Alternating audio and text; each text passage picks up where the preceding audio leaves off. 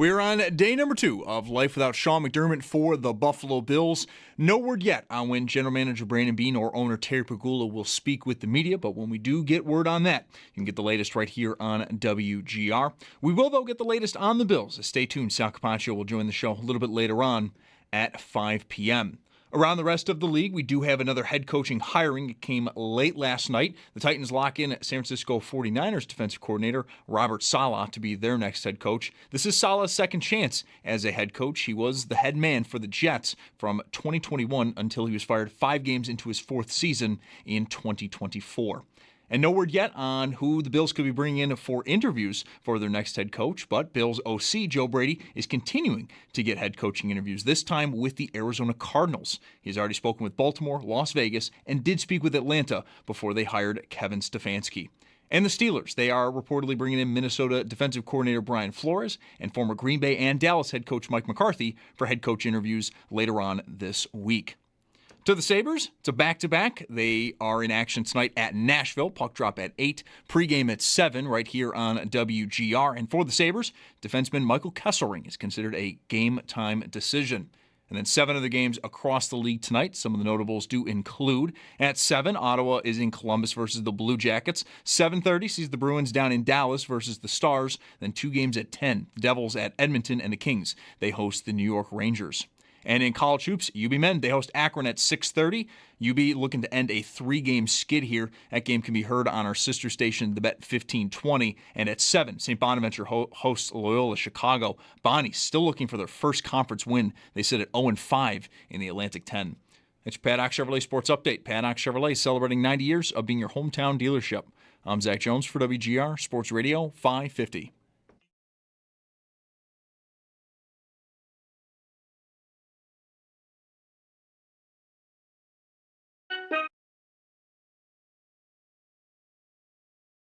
I wonder what kind of working relationship you'd have with Satan. It's Mike Schopp. I've often wondered that. Like he, they, I don't know what his pronouns are, or their pronoun. Anyway, Satan. And the Bulldog. What's the upside of doing well? Well, maybe they're too busy making everyone else's life hell. Oh, boy. And wow. you might just be able to do your own thing if you're partnered with Satan. It's Mike Schopp and the Bulldog. They're too busy, making Scott Norwood miss field goals. Oh, come on. On WGR Sports Radio 550. Okay. The sun is out. It's the first full day in, I guess, the post-Sean McDermott Bills era. The sun is out. It's like 8 degrees. I'll take it. 8 and sunny. Trounces, 29 and cloudy. I don't disagree with that. Bang. I would be, if I could run, I would love to run on a day like that. What about sledding? Outside. Sure. Today would be a great day to go sledding. Absolutely. Kids are off school somehow. Yep. Nice little sunny day. Mm-hmm. Not that, it's in the, it's cold. It's frigid. Cold. But it's not super windy. It's like that nice, sunny, simple winter day. It's a little windier than I'd like. A little like, bit? I guess. Okay. You're very particular. Yeah, I am. The wind is my sworn enemy. I never give the wind a break. So where is your head about things? Are you on to the next coach? Or are you still pondering the last one? I'm not so much pondering the last one. I'm I guess somewhere in between.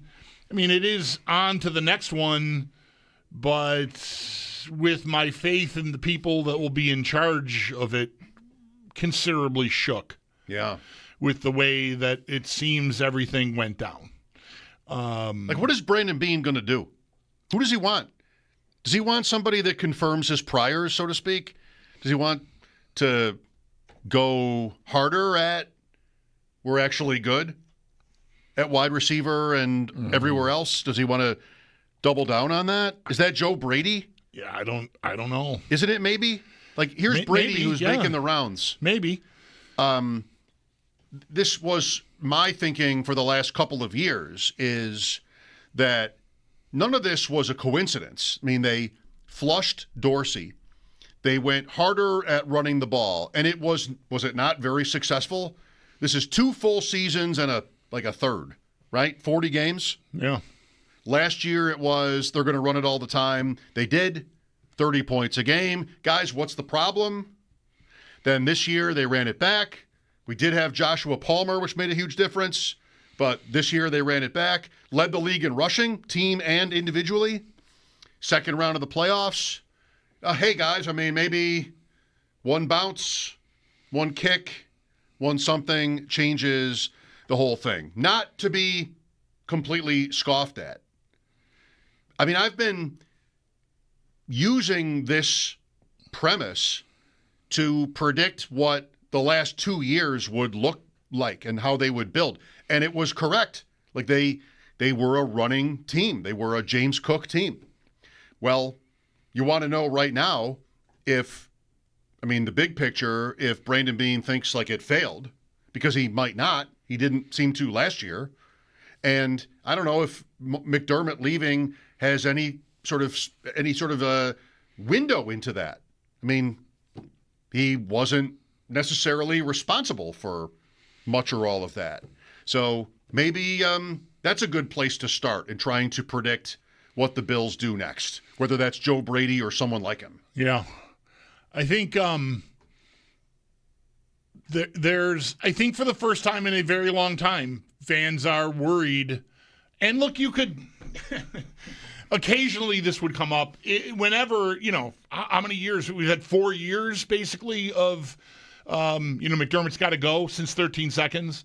On occasion, the idea that, well, do you trust them to get it right would come up.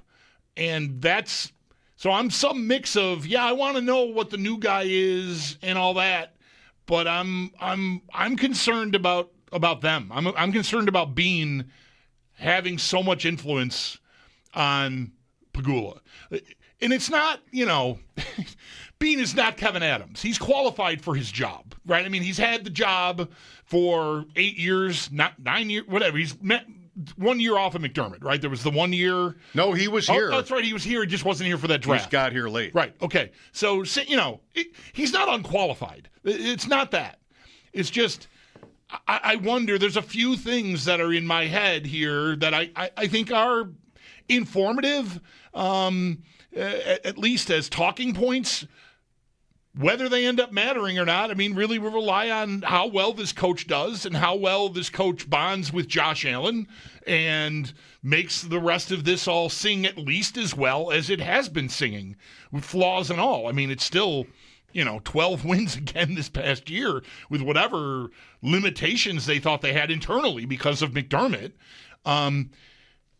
Here's the things. Here, my head is at this. The guy who is now carrying more influence within that organization, or at least as much influence as any executive has ever had. I mean, Beane is now president of football and GM. That's like Tom Donahoe. All right. And that was like a first and only for previous ownership. But here we are. And here are the things that worry me about him. His judgment, I think, is to be questioned in a few areas. Most recently here, I mean, I'll work, chronologically backwards.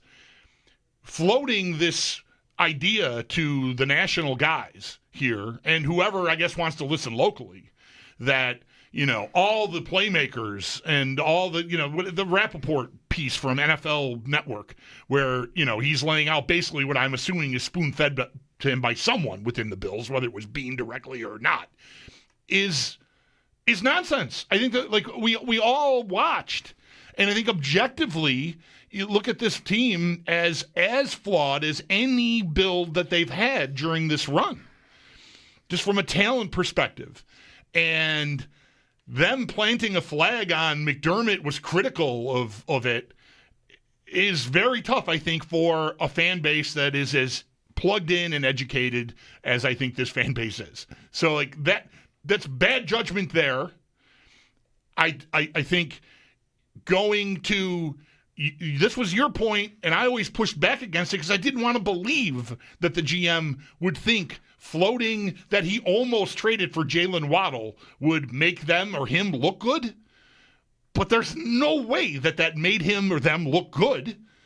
But yet that happened, and if that was him, I mean, what are you doing? That was a Kevin Adams playbook play, which is I tried. Right. And I think there's a sort of knee-jerk reaction to try to get people to believe that. But, I mean, I don't know. This isn't a Buffalo thing for me, but it could be said, I guess, like the size of the market. It just doesn't. Nobody's that impressed. It just doesn't do anything to help your cause. It doesn't help your standing with your fans. I don't think it helps your standing with your team, the players, anyone. So that's number 2. And the first one goes all the way back to the spring with the phone call and the appearance with Jeremy and Joe and creating the spectacle he did and then taking a victory lap about it. And again, this is not like, I don't think I've ever said it exactly like this, so I want to say it this way. It's not personal. Yes, I love Jeremy. He's one of my best friends, and I'm close with Joe, too. You can't stand Joe. But Brandon Beane Be honest. could have gone on the Colin Cowherd show and made that spectacle of himself, and I would feel the same way about what he said. He kind of did, though, Yeah, maybe. Kind of. I mean, he took a victory lap. He went everywhere. Kind of all around. And what did that accomplish for you? Like, weigh the pros and cons. Like, your temper, you're so unable to handle this criticism. And yeah, I know what it's like. The drums are banging constantly. And you're sick of it. Guess what? Put your head down and build your team. And don't brag about it. And don't call everyone idiots that thinks that you don't have enough at receiver because, 6 months might go by and they may prove to be right. And so that's 3 within the calendar year here, 3 within 9 months, I think, where his judgment, again, if he's responsible for the Waddle thing and even the stuff that Rappaport is saying, I think the organization at least is, so by proxy, to some degree, I think you can pin that on him, although I don't know it, right, for sure. But it makes every bit of sense in the world. That guy is now in charge of everything over there. And that shakes me a little.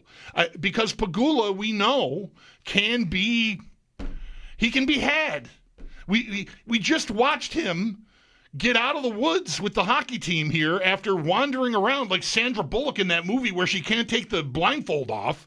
And he just like, you know what? I like the blindfold. Give me the blindfold back. I want the blindfold again. Like, I feel like to some extent he's steering the Bills into some darkness here, at least for the time being. I mean, fans are, not everyone. And none of this is to say that they didn't have cause to move on from Sean McDermott. It's just now, what are we left with, right? I don't need to relitigate. We've been arguing about Sean McDermott for 5 years, all right? The day came. It was enough. Too many losses in the big spots. Okay. But this, all the talent and the deep pool of playmakers on defense and whatever Rappaport is talking about NFL Network, the Bills are trying to spin this in some way that McDermott colossally failed them, when I think a lot of fans, even those who were critical of him in the past, look at this year and say, man, the guy really, there's some chicken salad here, out of you know what. And I just think it's a miss. I just think it's a miss. And they can't afford to miss on a coach or really anything else. I mean, the new coach is going to walk in here expected to deliver what McDermott had been delivering with regularity the last 6 seasons.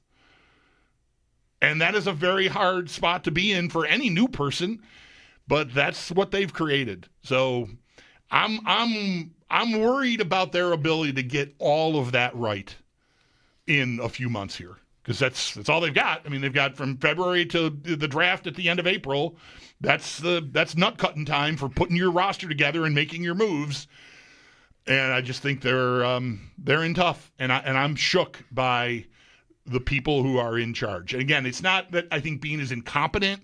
I just think he's a little itchy on the trigger and temperamental in a way that I don't think always serves people the best. That's where my head's at. I did not sleep last night well at all. Oh, wow. Because of this? Because of this. Really? Yeah. And I think that's a bad sign for my overall mental health, I think. But I think so. I cannot remember the last time that happened.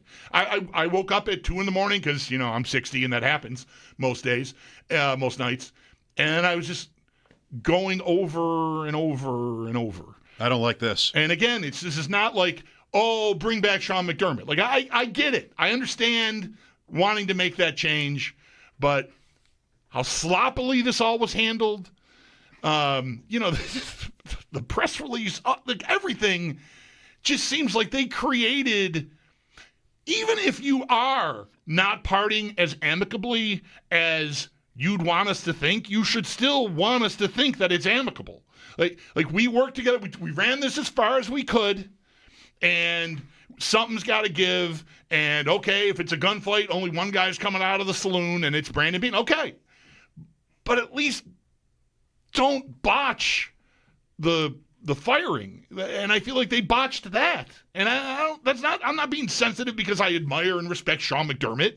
I mean, they wrote Admiral in the first sentence of the release talking about his firing. I mean, what are you doing? Admiral. What are you doing? I'd like to have the 30 for 30 on that. Because that's not a typo. I used that word yesterday. It's really not. I mentioned this to my wife, and she's like, I mentioned AI. She's like, AI wouldn't have done that. AI would have done better. Right. I think so, too. They would not have written Admiral. Yeah. So I don't know. I don't know. I said a lot. I don't know what if I'm leaving us in a place where, you don't know what off-ramp to take. But like that, my head is there. I'm shook by how this went down, more than I am that they made a change. I think, again, I can understand. I think a lot of people can understand wanting to make a change. Okay. Well, how it went down means what? They lost in the second round again, and they might have been prepared to make this move if that had happened. I mean, if they had won Saturday, we're not talking about this. They're playing Sunday. But they didn't. So I'm not sure I want to say that this is that like sort of unusual of a process or anything like that. The release was unfortunate, but that doesn't necessarily tell you how it happened or anything like that. I'll agree that I think it's totally reasonable to be a little bit uncomfortable with how they make their next move, whether that's Beane or Pegula, especially if it's Pegula. Oh my God! Like if this is good, if this is going to be his decision, I don't know. I mean, just put your hands on your head and hold on tight. He did hire McDermott though, and so he doesn't have to go badly. I'm not interested at all in the quote promotion. I think that's what you do in this situation is you elevate one person who it was never really clear on just like what amount of the power he had versus McDermott. So I don't think that the promotion has to tell us necessarily anything. I'll say Bird Box is the movie. Thank you. Bird Box. I couldn't think of the name of the Sandra Bullock movie. Yeah. Where she's in the woods. I didn't see it, so don't ask me any follow-up questions. I think I've seen one movie with her in it, and that's Speed, where she's on a speeding bus. Yeah, right. Yeah, with Keanu Reeves and Dennis Hopper. I think it might be the last movie I've seen. Oh boy, for the first time. Wow, it might be. Right. I wonder if they have a coach in mind. We had Diana Rossini today on with Dan Lebitard, saying, I'm not sure what I think of her as a reporter, but she's out there. She's somebody in the space. And she said that she didn't get the sense that the Bills really had a plan for replacing McDermott. And so what's that? Is that good or bad? Is it necessarily bad? Maybe not. I'm really open to lots of different kinds of ideas at this point. Young is interesting to me. Tell me who it is and what the credentials are. I'm interested in the aspect of this, which is how much does it matter to the Bills? And this is Terry, maybe, or Pete Gwelly, like to whatever extent they want to be able to sell this. Because that's not necessarily hugely important, is being able to convince the outside world that this is the right guy to replace Sean. Like we're not going to know that anyway until they start to play. Yeah. But that's usually important to teams. And with that in mind, this is either a quarterback coach or it's somebody that has a ring. This is how Sal's been talking to. I agree. I think everything in the middle is suspect. And it's just to finish the thought. Why did you have to make this move? Why did you do it? Why did you bother? But then B is, I think they were going to make this move probably no matter what. I think it sounds like they had gotten to a point if there where somebody was going. If there was a meeting, Vic Carucci says 5 weeks ago, and that's interesting timing for McDermott to be blunt about the roster and the talent, because there's really nothing to be done about it at that point. The trade deadline's come and gone. You can't, go do anything about it. It might indicate that McDermott thought he was on firm enough standing and was wrong about that, clearly. But yeah, I mean, you start down that road. That tells you, like, if that meeting was some sort of a flashpoint, which is what is the way it's written, that's where this all started. Maybe if it wasn't festering already, then they should have had a plan then. Like, to hear Diana Rossini say they don't really know, what they don't have a plan makes that sound like this was a bit of an emotional knee-jerk reaction to Saturday's loss, whereas the reporting that says there's this split there, that they were offended. Bean and Pegula didn't appreciate McDermott being as critical as he was about the roster, tells you that they would have been contemplating, like, whether this guy's, is he on the same team with us, kind of, And a lot of that just reads like, I don't want to have tough conversations. And that's, again, it's another thing that's got me concerned about the overall here. What are you worried about? They however hard they're going to try to sell this new idea, they made it, to me, mountainously harder than it would have been by the way they've handled themselves in the last 48 hours. Because I think some fans, not all of them, I think some fans are rightly skeptical about what they're being told and hearing about how this all went down. So, no matter who you get, it's a little harder to go, oh, okay, this is what you're putting in front of me. Good, I like it. Because I'm starting from a place where, I've got one eyebrow raised at you the whole time. Like, what are you doing over there? So I just think they've made things harder than they needed to be. Are you hoping Joe Brady gets a job somewhere else? I don't think I'm eager to have Joe Brady be the Bills' head coach. I don't have the problem many people have had with him as the coordinator, but it seems like that would be a weird thing to do, especially if you hire an offensive coach. But no, I don't feel like I have a Joe Brady problem unless they are going to push him to the top of the list as the candidate to take this team over. Because I'm not sure I want to get down with that. I'm not, well, who is, but I'm not ruling out that possibility because I think maybe the most important thing here was to get McDermott out of the way. More than it is like a philosophical change in how the Bills play or anything like that. I mean, maybe it was Sean's too, but a lot of how they were built necessarily is Bean's vision. And that includes Brady's fit within that. That's the point I was making 20 minutes ago. It's just like how they built their offense was not an accident. And they could, Bean also, again, this year could defend it. Like, you're going to tell me again that it didn't work? We went to the playoffs, won a game, second round, scored 30. You going to tell me again? We're going to do this again, this dance, like last year? You're going to embarrass me again? Just pretending like how Bean might be thinking. And they could, rushing title holder, Josh Allen. Continuity. Sure. Offensive line, still upright after a couple of years, really consistent and durable. So that could lead to Brady. Like, what? What's the problem? What don't you like? Our thing with McDermott ran its course.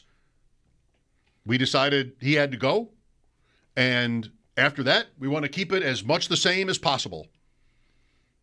So that's Brady.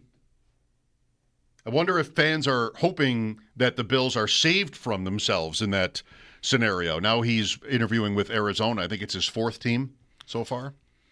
Still, 6 openings, including the Bills I have. Tennessee hired Robert Saleh. That'll go well.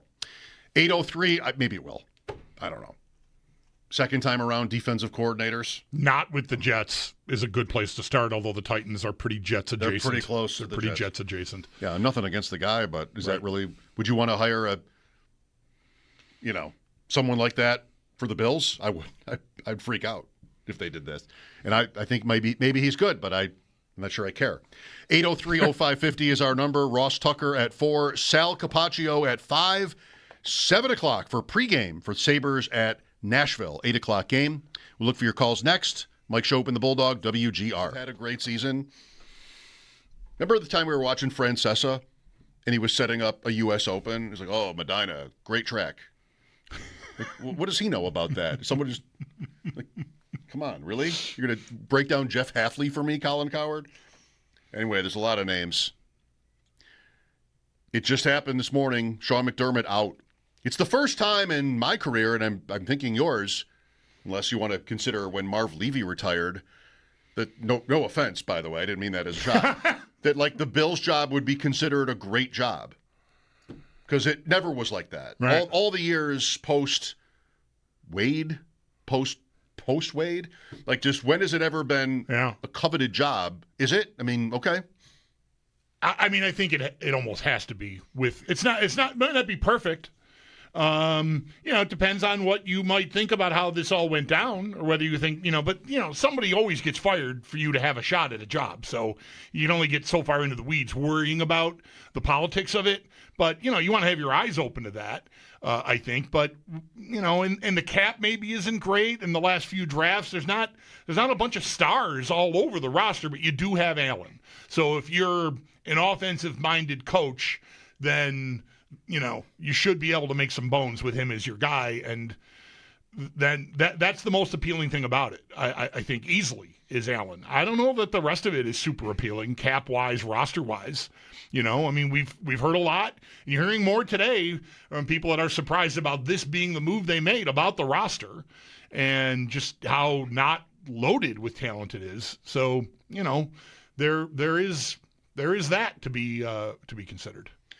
I mean, it's a coaching job, not a GM job or hire, but you're coming in under Bean.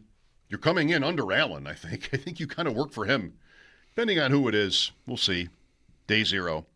803-0550. Here's Matt with us. Hi, Matt. Hey, guys. How you doing? Good. So I was shocked this morning and pretty disappointed when McDermott was fired, and what even made me more disappointed was Bean staying on. I mean, at what point do we have to really clean house with the decisions he's made, the way he talks about us fans, talking about fantasy football, going on Pat McAfee, talking about how great he is, criticizing your colleague Jeremy for the receiver stuff? Like, at what point do we really accept that McDermott was hamstrung by the roster being built for him? At what point? I mean, it's for the annals. I want to say in Bean's defense, that was 9 months ago. And it's not like there's been a steady drumbeat of Brandon Bean ripping fans or boasting or anything. There was a phase, and then it was the season, and there has been none of it. McDermott, when, it's a while ago, but he had I was involved in one of them. Like, he had his battles that he tried to, kind of boss you around, and he may be mellowed, but I don't want to assume that the Bean is too obstinate to be able to function here. But I do think the caller is going to be like a lot of callers right now, a lot of fans right now, which is like, what makes you different than McDermott? What did you do that was better or even the same as McDermott over these? What did you accomplish? I think Bean has it tough. I think he's got a couple of years to win, but I think it's going to be loud. I think I'm not going to, I haven't been ever already. Like, I'm not going to completely just judge him by that one episode because it was somewhat out of character at the draft with us in the morning. But it happened, and we said throughout the season, like, people would refer to it all the time. Yep. And, there are lots of fans who just don't think he's done that good of a job. So now he gets to do it without Sean. And coming out sort of the victor, if you will, in this whatever struggle it was. And I think McDermott was somebody who went from being criticized after these playoff losses. How good is he really? What does he have to do with the offense? All these different points to a martyr. Yeah. Yeah, even the and that could be the same people. Like some of the same people could feel that way. You've been after McDermott since 13 seconds, say, right? And intermittently calling us to make the point how they're never going to win. And you think about Nick Costa saying 5 years, same quarterback, same coach, all the different things you've heard that would be in the McDermott is going to be a problem column. But as this year went on, maybe starting with Bean calling, doing that hit with our morning show, and from there just seeing how the roster was handled, even to Darius Slay late in the year and Brandon Cooks being claimed, and all of it might have gotten you to maybe I've been targeting the wrong guy. Now, if you were even starting to think that, he becomes a sympathetic figure in this, and Bean is the implement of his removal. And so there's even more heat on Brandon Bean. I'm sure he'll tell you he welcomes it because, there's high stakes and all that. But I think what Bean did last spring sort of elevated his status as a target of ire. Yep. And now I think it's going to be even higher. So go win. Hire the coach and show us how you're going to make this better. Gary's next. Hi, Gary. Hey, guys. How y'all doing? All right. Thank you. I'm stunned. I really am. I would have fired Bean over McDermott. McDermott set the culture. He brought us out of the Bills and the Pagula family and Brandon Bean decided to move on from Sean McDermott and did not know exactly who they were going to hire or the 2 or 3 people that were going to be from that pool, then that's a massive mistake on their end. So I don't think you have to rush this. But if they went into this blind and we're just going to go and cross their fingers, that's a big, big misstep. And yeah, then you would want time to be of the essence. But I would be surprised if that was the case. Dan Orlovsky, Mike Schopp and the Bulldog here. Thanks for joining us. Ross Tucker in half an hour. You might have heard Ross on Sunday night with Rams Bears. It's a pleasure to listen to Ross, I think, doing color on these games. And we'll have Sal Capaccio today at 5. The Sabres play in Nashville tonight. Pregame at 7. My wife and son were in the Nashville airport yesterday, and they heard someone maybe by the name of Marty Baron paged. And my wife, she and I know Marty, and she texted me like, "Is Marty in Nashville?" I'm like, I don't know. But she's like, they're paging Marty Braun. Like he's lost his phone or something. So I looked into it, and he is in Nashville. There's like a road trip thing. Right. Yesterday was TNT, so the crew didn't have to work yesterday's game. And he claims to know nothing about this announcement. It wasn't the announcement. Didn't hear it. Weird coincidence. Isn't missing a phone. Nothing. Maybe not weird, but just a coincidence. Yeah. Maybe there's a Marty Braun right in Nashville that needed to be assisted. You're right. At the same time that we have come to know that Marty Baron was also in Nashville. He was there. I don't know when. Traveling to Nashville. Yeah. Lines up time-wise, but he's like, I'm actually here, but I don't know what this is about. I think they had like a fan, like road crew, they call it, or something, party there.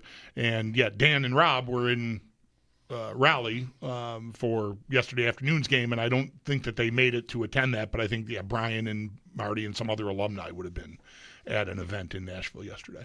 All right. 8 o'clock game tonight. Sabres have now lost 2 straight. I know. One was in overtime. You got a point in one of them. Yeah. Let's go to Bob here. Hi, Bob. How are we doing, guys? Okay. I just have a question about Josh Allen's contract, and does that give him some leverage should he decide this isn't going the right way? If he doesn't like the change, we've made a change for the better or for the worse. We're going to find out. Time will tell, but he's got an $86 million cap hit in 2029. And if he decides he's not going to restructure, doesn't that force Brandon Bean to make a move? Are we looking at potentially maybe 3 years left of Josh Allen in Buffalo? I mean, what good is anybody's opinion on that? I think regardless, what I would say to you is regardless of however the contract is structured, if they were to lose him to the extent that he doesn't want to cooperate, then he could just force his way out, because that's what superstar players at that level in any sport nowadays can do. Well, right. So I wouldn't get hung up on the contract. It's not going to matter. They got to keep him invested here, and I don't know. We haven't heard from him. So I don't know, where he is. I think when we do hear from him, he'll be on board with whatever happened publicly. I don't know. You can decide for yourself whether you're going to believe that or not, I suppose. Yeah, what good is anybody's opinion on that? Trying to predict whether in 2 or 3 years or less, Alan wants something different? I mean, what good is it to hear what I think about that? I don't know. No, Alan doesn't even know that yet. So no sense in panicking, I think. Here's John next. Hi, John. Hi, is this John me? You are, well, I don't know, John. We're talking to you. I think you're on with Schopp and the Bulldog on WGR. Hi. How you guys doing? Good. So I'm just calling. My take is, full disclosure, I was somebody that wanted McDermott to move on. I wouldn't have kept Bean, but they did. And my take on the McDermott having his best year and chicken salad and chicken bleep is that, yes, he did great putting a bunch of guys on a field with a bunch of injured guys, but every year it was Groundhog's Day. We would lose these games we weren't supposed to. We were going for number 1 seed, and we couldn't ever get it. And it just looked like his team would come out every week unfocused and looking to get beat, and then we'd come back because we got a superhero for quarterback. Having said all that, moving on that topic, it's just like if we're stuck with Bean, there's stuff we don't know. Because McDermott's fingerprints had to be on some of that personnel decisions or McBean is like just a Southern charmer or Bean is a Southern charmer, because I think that McDermott had a little too much power, hence the Admiral misprint. Maybe they thought that was a little side swipe back at you, because I can't believe that. Yeah. I just it would be so unprofessional. The whole thing is unprofessional as it is, but to do that intentionally would be incredible to me. Yeah, please don't miss me with any theory about that was a mistake that was made on purpose, because come on. Every team's above that. The fact that they would use we talked about this yesterday a little bit, but even the word admirable is a weird word for what McDermott has meant to the Bills. No way are they just concocting some theory about that was actually supposed to mean something more. Let's go to Steve next. Hi, Steve. Hey, guys. Thanks for taking my call. I wanted to ask each of you, after losing in such a sort of spectacular fashion again, what you each thought that night might happen, and what did you want to have happen after that kind of loss? I thought all along it was possible these two men. It turns out I was anybody who thought that they were growing apart was correct, because it seems pretty clear now that they had grown pretty severely apart. So I would have bet this is why I'm stunned. I'm not stunned they made a change. I'm stunned that it wasn't Bean. I always thought that McDermott got here first. He helped bring Bean in, and I thought the owner would, if he was going to have to choose sides, I always felt he would choose McDermott. So I was wrong about that. So I would have predicted, and I think to an extent, supported Bean being the one who would have been in trouble. But this is easier. And if you took that, this is not something you and I did on the air, because we always wanted to push back against any of these what if they lose kind of scenarios. It's so defeatist.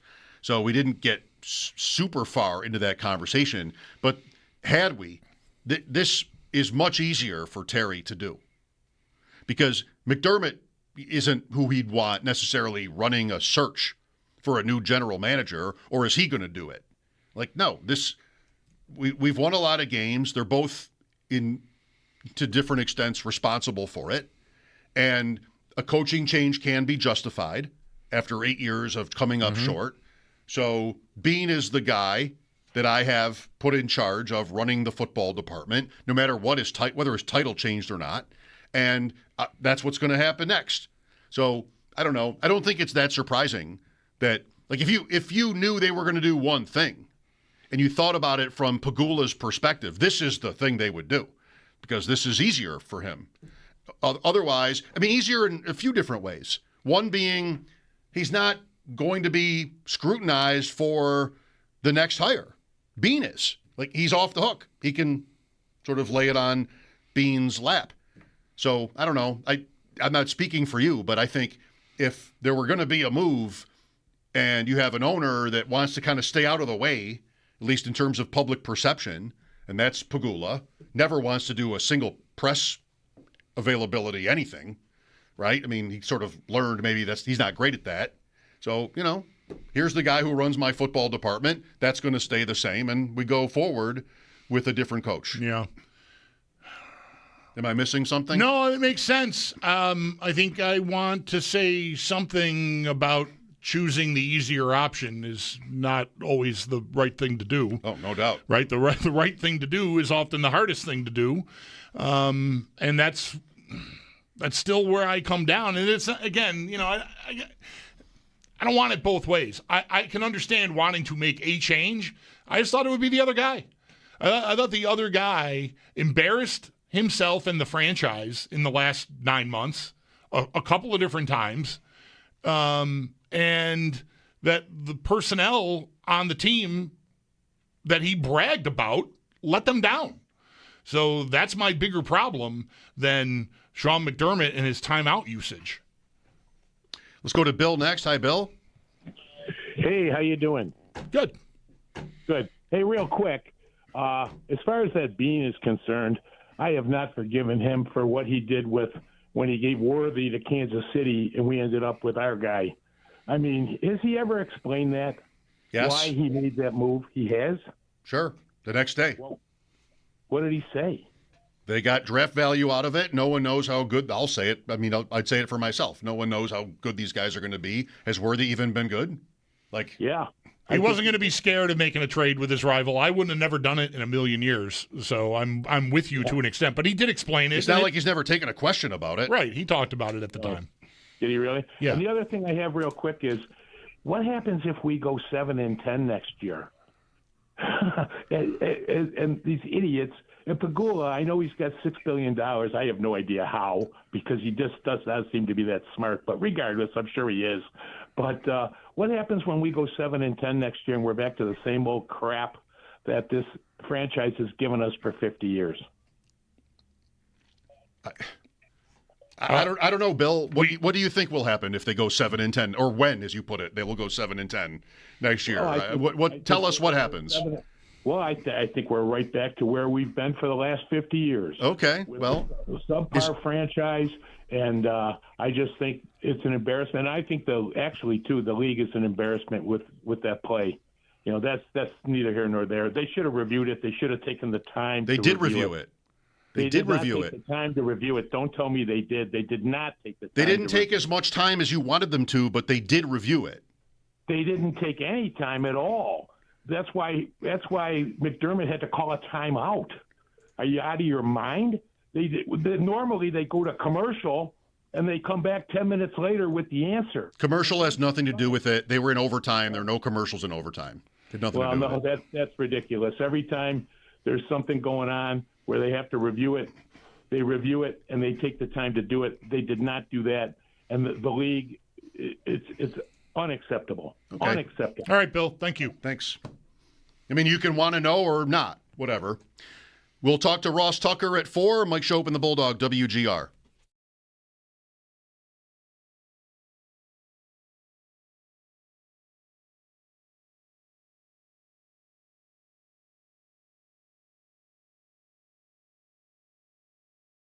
Sorry to ask a question.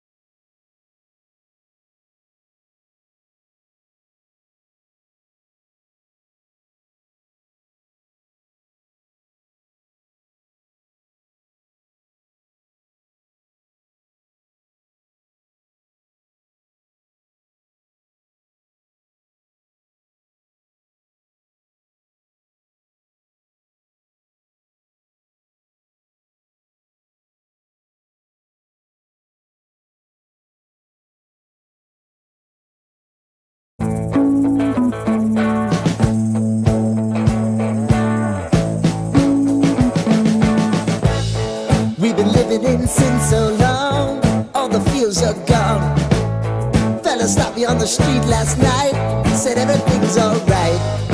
Roller coaster, make it through the day upright. It seems your meal ticket is gone, but life goes on. I could never imagine something better. Yeah, right. Now you're cooking on high heat in the middle of the street.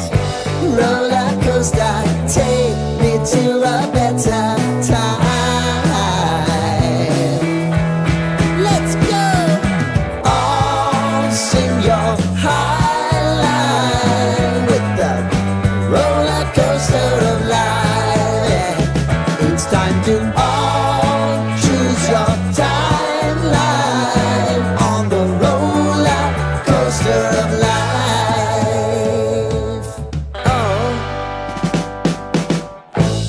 You seem to easily forget how to place your bet. When every day life gets you down, you gotta steal the crown. Got to own it. Don't bitch and moan about it, please. God forbid you scrape your knees, and it's nothing to sneeze at. Oh, I've told you over and over again. You gotta get both hands around it and make your own plans. Roller coaster, it's taking over, it's about time.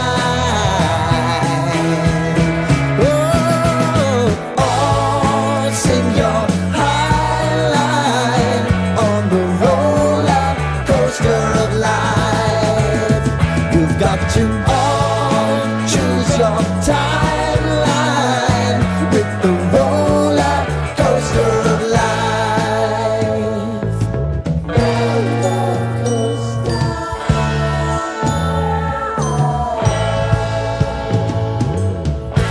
I want to go down the rabbit hole, down the rabbit hole of life.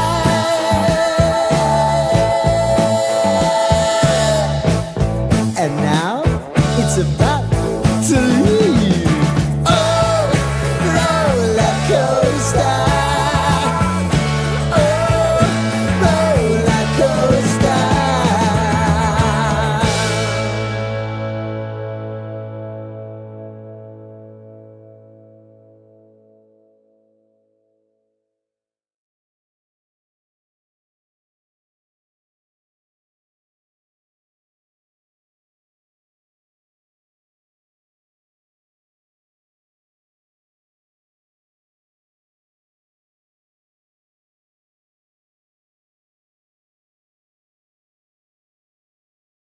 Welcome back. Ross Tucker coming up in about 15 minutes or a little bit less. Here's John next. Hi, John. Hey, how are you? How you guys doing? Okay, John. Thanks for calling. Question for you guys. I think they should make a quick turnaround on this because I think it's going to push into a huge snowball effect. And, for the Pagulas and everything, as fans, Bills Mafia, everything, if they really want the voices to be heard, I say we go to the next Sabres game at home and have national TV there, and we can speak our mind. How so? Talk about the choices that were made. Everybody seems like to be in lingo here. It's just like, I think it's for a fan base that has such good ties, everything to it. They're tainting the whole system right now. You want to chant at a hockey game? That's your suggestion? Yeah, a chant at a hockey game? Well, which would what would it be? It would be, hey, what is going on? You got to come up with a. That's not a great chant. You got to come up with a catchy slogan because right now I think a lot of fans would just be like, that's how I feel. I mean, 5 people watch NHL games. I don't think you're getting very far with this. John is next. Hello. Gentlemen, a couple things. One on the McDermott's fate, I think, was once he did not obtain the number 1 seed. And I think he was probably told at that time, you're going to win 3 road games or you're gone. And I think Josh may have known that, not the whole team. The emotions that Josh showed, first of all, and as soon as they lost, I was in a Detroit Bills backer bar, and we had 200 people in there. And I said right away, Josh is going to take the blame. He's going to walk right up to the mic, which he did. And then when McDermott came on and you listened to him, uncharacteristically, he immediately started, I love these players. I love Buffalo. And then he started complaining about the call. And I felt like he knew he was done, and Josh knew he was done. And I think that's what Josh felt it was on his shoulders to save his job. And I can believe that. I can believe that. I don't know this to be true, but I can believe that Allen had reason to think that it was over for McDermott on Saturday night. Mm-hmm. I can believe that. I'm not sure we'll ever find out. I don't think it's that egregious if we do. Right. It's not something that has to be hidden from the public. But I can believe that. And I can believe Sean also. I mean, if Josh knew, then Sean might know too, that they were sort of primed for that when it hit them that they had lost on Saturday. But I don't know. It seems like it could be right. Yeah, a lot of it is circumstantial, but it does. It's compelling. I got to give it that. I mean, I'm not inclined to just say, push back against it because I don't know different. And it's entirely possible. I admitted yesterday, while I wasn't, waking up Monday morning expecting to find that McDermott had been fired, when I got up Sunday and found that he had called the media again a second time to make a longer, stronger case for the play that, ultimately was their final offensive play of the season, that it was ruled, the wrong way. That's when a little bulb went off in my head, like, boy, he's going hard here. And I mean, not that he's expecting a different outcome, but this is a lot of protest for this coach in a spot like this about officiating. Mark, real quick. Oh, man, you guys just stole – that's what I was talking about. I was wondering, Josh had to know something about this. I don't think Pegula would go forward removing McDermott if Josh, was okay with it. I just got to believe that. And, the other thing is, if you look back to last January, we almost lost to the Ravens. We should have lost to the Ravens to start the season off this year. We've had a lot of bad losses, and yeah, it stinks that, they got rid of McDermott, and that's all we know. But if we go back a year, we've had some bad losses, and we limped into the finals this year. So, yeah, it's not good how it ended, but I think that, if they can come up with a good pick, and anyone can get to the playoffs with Josh at quarterback. So we'll be fine, and we're all going to make it through another season. Well, the issue is getting farther than just in the playoffs. That's what this is about. I mean, maybe it's also about personalities, but really, they didn't need to replace Sean McDermott to get to the playoffs. They need to get to the next level. And I'm eager to find out how they intend to try to do that. With whom? New stadium? New coach? Allen is here. I think in his prime still. I mean, the Bills are going to be a favorite again next year to go far. That I think is probably for sure. I think that's, very likely to be the case. We'll see what happens. Ross Tucker next. Thanks for joining us. Mike Schopp and the Bulldog, WGR.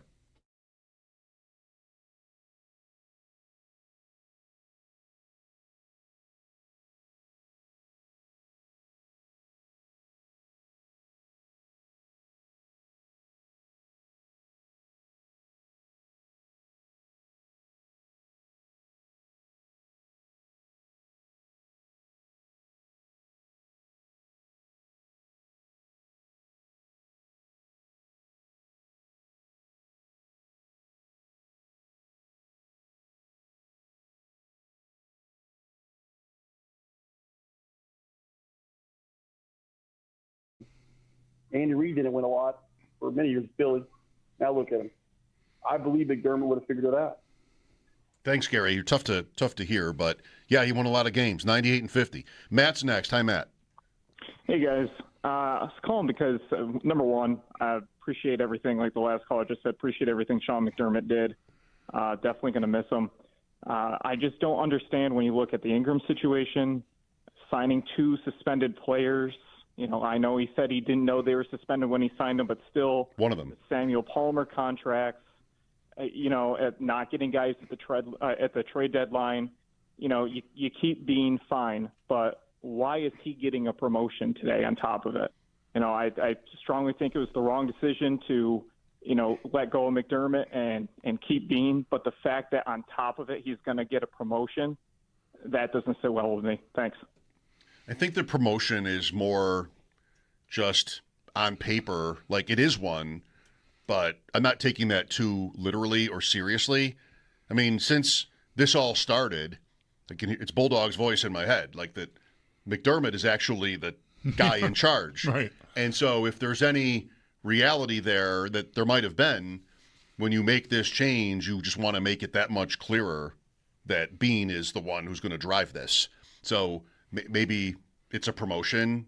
It's a different title. Maybe it's more money. I don't know. It's all kind of the same thing. I think it might be in part to publicly say, from Terry Pegula's standpoint, like, I'm not doing this. I did this. I made the moves, but these people are going to do this. He's the president of football operations. He's in charge. I'm just here to sign checks.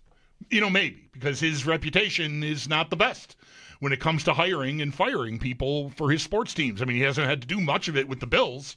Really, the hiring he did was this one. Rex was first, but he struck gold here, or at least silver. I mean, I don't know, gold. Maybe it's the Super Bowl, and they didn't get there. But on the hockey side of things, they had been spinning their wheels for a decade and a half, hiring and firing people.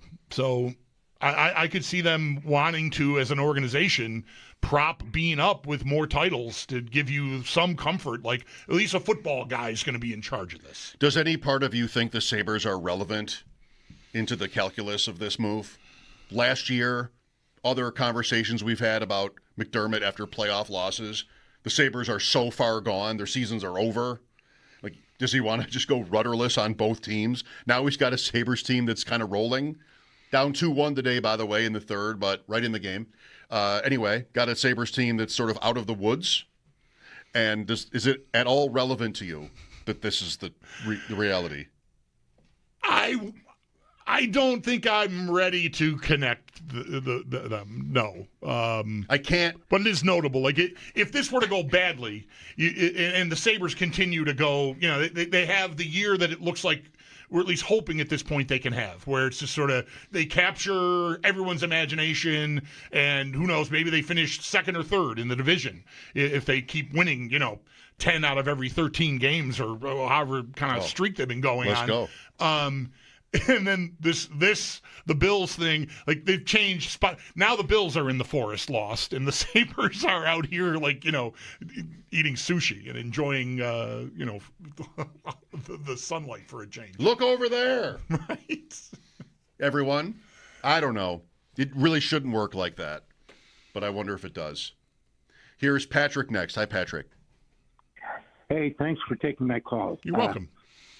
First and foremost, I think the raw fact is that Josh Allen is the franchise.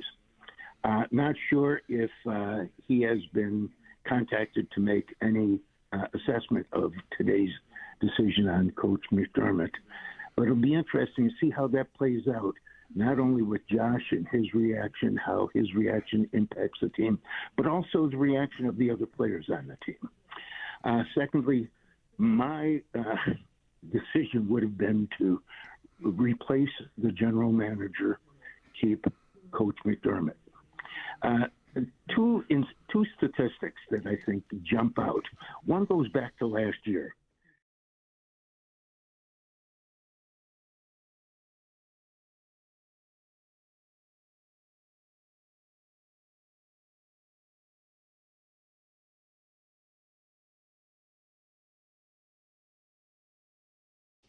Still no word on when General Manager Brandon Beane or owner Terry Pegula will speak with the media following the Bills firing head coach Sean McDermott yesterday. When we do get word, and if we get word, The latest can be found right here on WGR.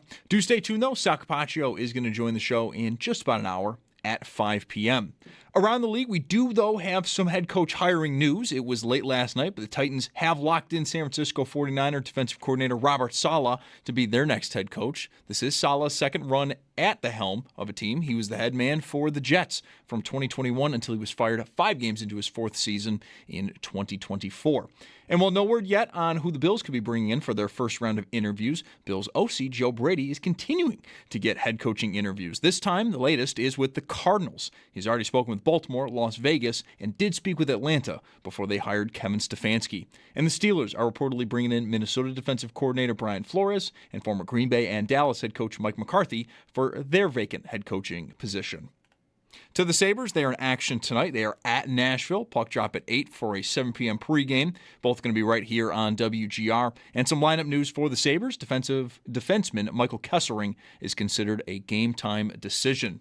And then in college hoops, UB men, they host Akron at 6:30.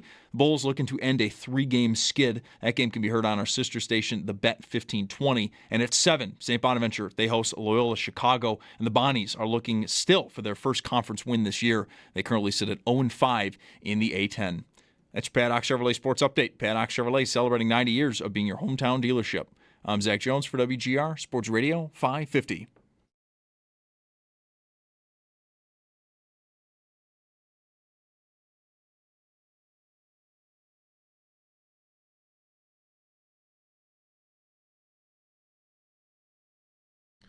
Let's get right to Ross. The Bills season ends on Saturday night, and then yesterday, the stunner, Sean McDermott, out after 9 largely very successful seasons.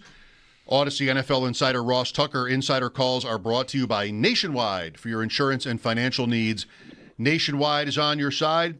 Well, Ross is, usually right up front with how he sort of roots for Buffalo and would love to have seen the Bills, finally get there this year. It did not happen.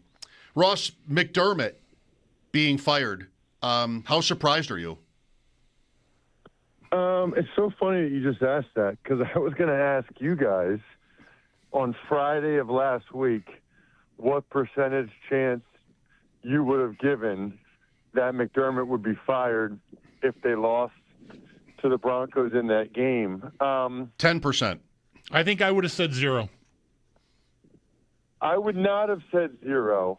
I probably would have said 10 to 20%, somewhere in that. Well, let me ask you this. What about before the Jags game? If they had lost the Jags game? That's a different answer. A little higher. That's a different answer for me. And it seems silly to split hairs that finely, but really, Ross, I thought the way the season was tracking, I don't know how much we ever talked about it with you on these visits every Tuesday, but we could tell, and it seems we were right, that there was a divide happening between McDermott and Bean. Certain things that McDermott said all season about the roster just sounded out of character for him, like shots at choices that were made that maybe he didn't like or get to weigh in on fully, or maybe disagreed with. I don't know. So I would have told you I thought there was a chance that when this season ended in any way but a Super Bowl, that Bean might be on his way out, because I always thought McDermott had the upper hand in that relationship with the owner, and it turns out I was way off on that, because the opposite seems to be true. You know who always has the upper hand with the owner? The guy that sits with him? The guy that sits next to him during the game. Yeah. Always. I mean, look around the NFL and see how many places where the GM stayed. I mean, that's just off the top of my head. Buffalo, the Giants, the Ravens, where the GM stayed, but the coach is gone. And I think that's in large part. But interestingly, GMs almost never get a second chance, but coaches get second chances all the time. It's such a fascinating dynamic. I think we all, in our own lives, have probably gone through exactly what Terry Pegula has gone through over the last couple of years. How do you decide? Is being good enough? Or do you get fed up with being good enough to not be good enough? and you want to take risk in your life to try to do something great. And I will tell you, I think it really depends on your personality and your culture, and I don't think there's a right or wrong answer. I think it's really interesting that at the same time Buffalo does this, the Green Bay Packers are extending Matt LaFleur. Because now LaFleur hasn't been in Green Bay as long as McDermott was in Buffalo, but they haven't gotten over the hump. He had Aaron Rodgers as the MVP of the league 2 years. They didn't get to the Super Bowl. And in fact, that organization has had really high-level quarterback play for a long time, and they haven't gotten back to the Super Bowl since whatever that year was, 2009? Yeah, 10. 2010, yeah. Yet they are extending Matt LaFleur because their belief is, hey, we like being in the mix every year, and we like sustained success, and we're just a player or two. And you can do that every year. You can say, well, Micah Parsons got hurt or whatever. We're a player or two from getting over the hump, and we don't want to take the risk of moving on from LaFleur, getting a coach in here that's not good, and taking a step back. There's also no owner there, right? There's also no owner involved in that, that's exactly calculus. Correct. That's exactly correct. Whereas Terry Pegula said, you know what, I'm willing to take that risk. I'm sick of being good enough to not be good enough to get to where we want to go. Let's give somebody else a chance. Yeah, 2 fewer years, LaFleur. He was hired in 2019 in Green Bay. The default... he's going to be there for 9 because he's getting a new contract. Right. The one difference, too, is that, like, McDermott always labeled, rightly, a defensive coach. So is he the right coach for Allen to get Allen to the top? That's kind of like the knee-jerk complaint about him being the Bills coach after these playoff losses over the years. But in this version of events, he's kind of a martyr here now, Ross, because the narrative about the lack of quality on the roster persisted all season. And then he gets the Jacksonville win, and he gets tons of credit for it. McDermott got as much credit for that win as any other game, maybe. And then a week later, he's out. So I think you want to know how we feel and what we're hearing. I think fans are decidedly in his corner, McDermott, when it comes to McDermott versus Bean. Well, so there's a bunch of different things here. First of all, as it relates to LaFleur, the difference there, too, is when McDermott came to Buffalo, they hadn't been good in forever. Right. And he was part of totally turning that around. When LaFleur went to Green Bay, they had Aaron Rodgers, and they had been good a lot. So he inherited a better situation. The other thing that's interesting to me about the whole offensive-minded versus defensive-minded thing is a lot of the issues for the Bills in the playoff games seemingly have been on the defensive side of the ball. It's been like these shootouts or these close games, and it feels like it's not like they haven't been able to get Josh Allen over the hump, although Josh did not play well enough Saturday, unfortunately. But a lot of times it's been the defense that it feels like has let them down. And in terms of the martyr thing, I'll say this.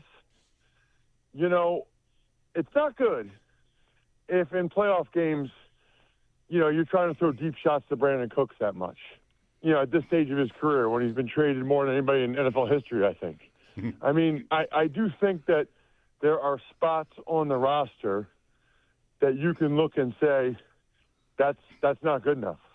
And it's not for lack of trying at times, but you can say that that's not good enough.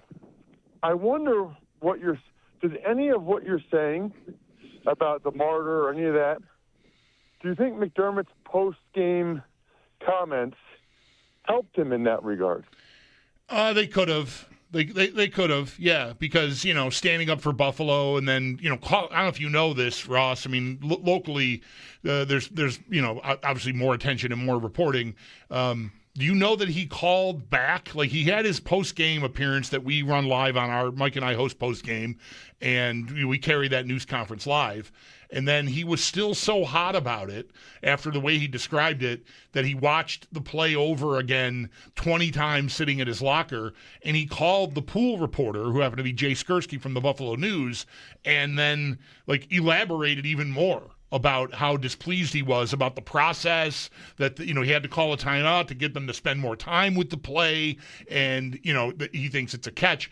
And when I saw that, I didn't know that Saturday night. I woke up Sunday morning to that, and that's when I first thought maybe he knows he's in trouble because he's really protesting loudly, and it stood out. Yeah, no question. That night I thought, methinks he doth protest too much a little bit. And whether he knew he was on the hot seat and was trying to deflect or defer blame, or he knew that it was too late for that and was going to go down with Bills fans feeling like he stood up for them and was fighting against the man or whatever. I like Sean. I've told you for years, I think he's a good coach, not a great one. And I didn't really care for how he handled the post-game press conference, quite frankly. I just, it's not really, it's so out of character for him that must have been the logic or the reasoning, because I'm just such a big believer in personal responsibility and accountability. And I don't like after a game, or let's be honest, like, I'm getting texts from my father-in-law who loves the Bills because I played up there for a while, and I thought that was a catch. What do you think? My wife was upset. Like, we really care, we really care. But the reality is, like, Josh is my favorite player in the NFL. He needed to play better. Like the careless fumble, the bad interception. He misses Shakir on that little wide receiver screen at his feet. He probably would have scored. So that's a touchdown instead of a field goal. He missed Hardman on a big chunk play. Dawson Knox would have been one of the most epic game-winning touchdowns in NFL history. Right. I mean, if he had hit him. And then it's not like it's just Josh. I mean, Brandon Cooks. Make a catch. I do not think it was a catch. Right. But Brandon Cooks, hold on to the ball. Hold on to the ball. If he holds on to the ball, the Bills win. We're not talking about any of this.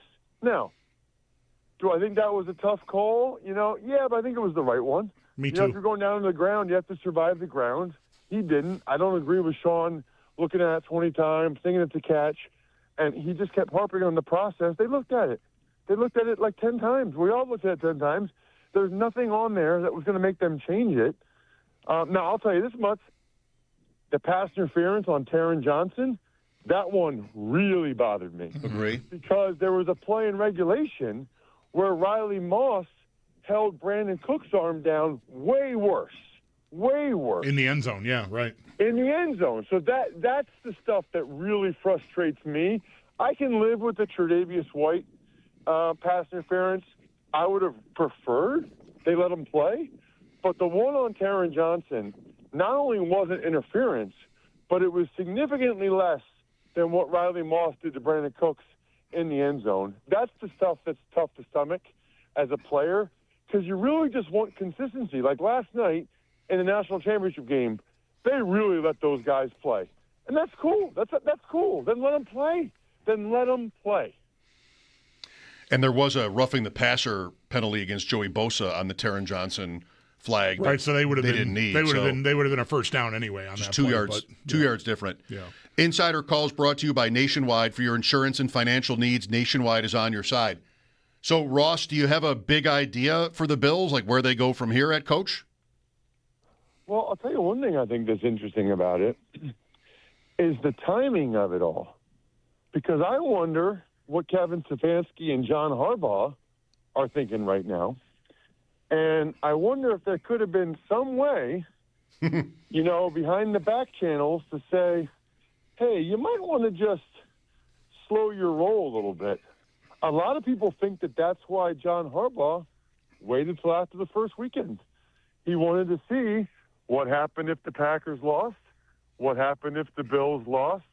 Packers lost, and they decided to stick with LaFleur. The Bills won. And I think at that point, Harbaugh thought, well, they won. They're not going to move on from him. And they would never say this, but I find it hard to believe you'd rather hitch your wagon with Jackson Dart or Michael Penix than Josh freaking Allen.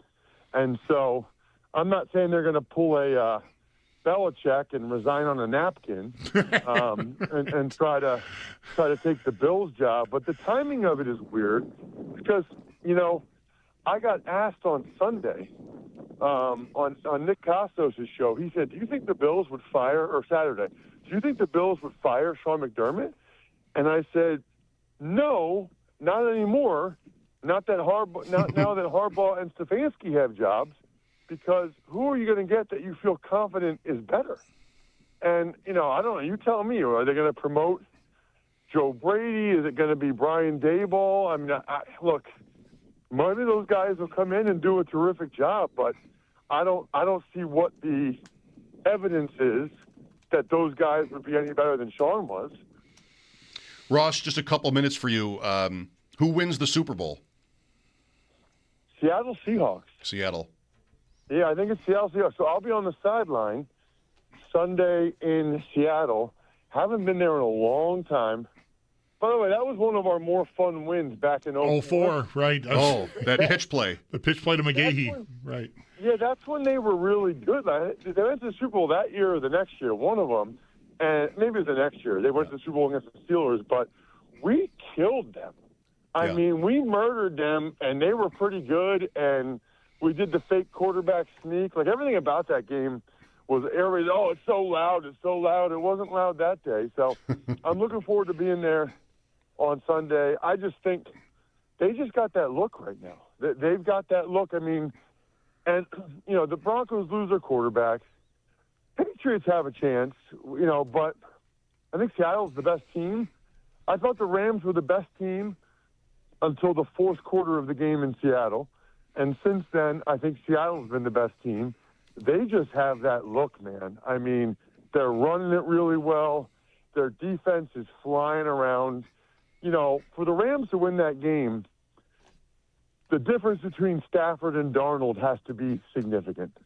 Stafford has to play like MVP caliber, and Darnold has to play probably below average, because it doesn't feel like the Rams are what they were earlier in the year. Is it fair to assume everybody in Buffalo wants Denver to win and they don't want to see the Patriots in the Super Bowl again? Sure. Yeah, I think so. Yeah. Yeah, like I wonder, Ross, how much a part in all of what has happened here, just sort of circling all the way back to the beginning here, watching New England play at home against Houston on Sunday in a year where they're coming off back-to-back 4-13 seasons. If I'm Terry Pagula, I might have been looking at my TV going, that's supposed to be us. That's our division. Why did we lose to Miami? Why couldn't we figure out how to block people when we played Atlanta or Houston? That should be us. We should have been hosting somebody in the divisional round and going to Denver to play Jarrett Stidham. Guess what, Bulldog? We talked about that back the first hit in September. Yep. I said you can't lose games like that. And I think that's not really McDermott's fault that the Patriots are good now, but I do think that changed the equation a little bit. Yeah. I think the fact that the Patriots are now at the top of the division, that Pagula, he's not ready for that, nor should he be, to kind of give that up and feel like they're going in the wrong direction. Ross, thanks for today. We'll talk again next week. Sounds great. See you guys. That was our man, Odyssey NFL insider Ross Tucker. His insider calls are brought to you by Nationwide. For your insurance and financial needs, Nationwide is on your side. McGahee had 4 touchdowns in that, rushing in that Seattle game. Memorable. 38-9. What a great score. Wasn't I wanted to ask him, but we were pressed for time. Isn't there a story about Malarkey taking them on a walk in Seattle out for cheeseburgers or something like that? It was a part of that whole thing. All right. Maybe we're going to revisit that some other time with Ross, although maybe it'll never come up again. He first quickly said, I haven't been there in a while, and then mentioned that game from 2004. I've got a sushi place for him if he wants it. All right. Good to know. We were getting sushi on a walk from, what is it called? The Queen Anne district, beautiful area of the city of Seattle, down to the water, where there's that Ferris wheel and all kinds of, a big scene down there. And we're walking down there, and 2 things happened on this walk, pretty much downhill the whole way. One is my daughter had sort of her head down and banged it full speed into like this vent that was sticking out of a building and sort of just went down, just crumpled. Like just, she just didn't look, didn't see it, and just right into the vent. And then, we got through that and then went to this sushi place, and my son inadvertently dropped. It was like not high end, but it was good. It's Seattle, it's going to be good. And the guy's like making it right in front of you, one of these places, like we're sort of at a bar, and passes my son the platter, and he's a chopsticks guy. Like, let's do it right. Yeah. So he picks up the one piece of sushi with the chopsticks, and it slips on him, and he drops it right into his Coke. And he just reaches in there and eats it right out of the Coke. Why not? I mean, Coke-infused sushi. Wow. Mom and Dad paid for this, Yeah. and the chef saw it, and he made him a whole new roll, which was very considerate. Thoughtful, yeah. Good. Willis McGahee, 4 touchdown rushes in that Bills win in Seattle in 2004. One of 3 Bills ever to rush for 4 or more in a game. There's 1 5 and 2 4s. Wow.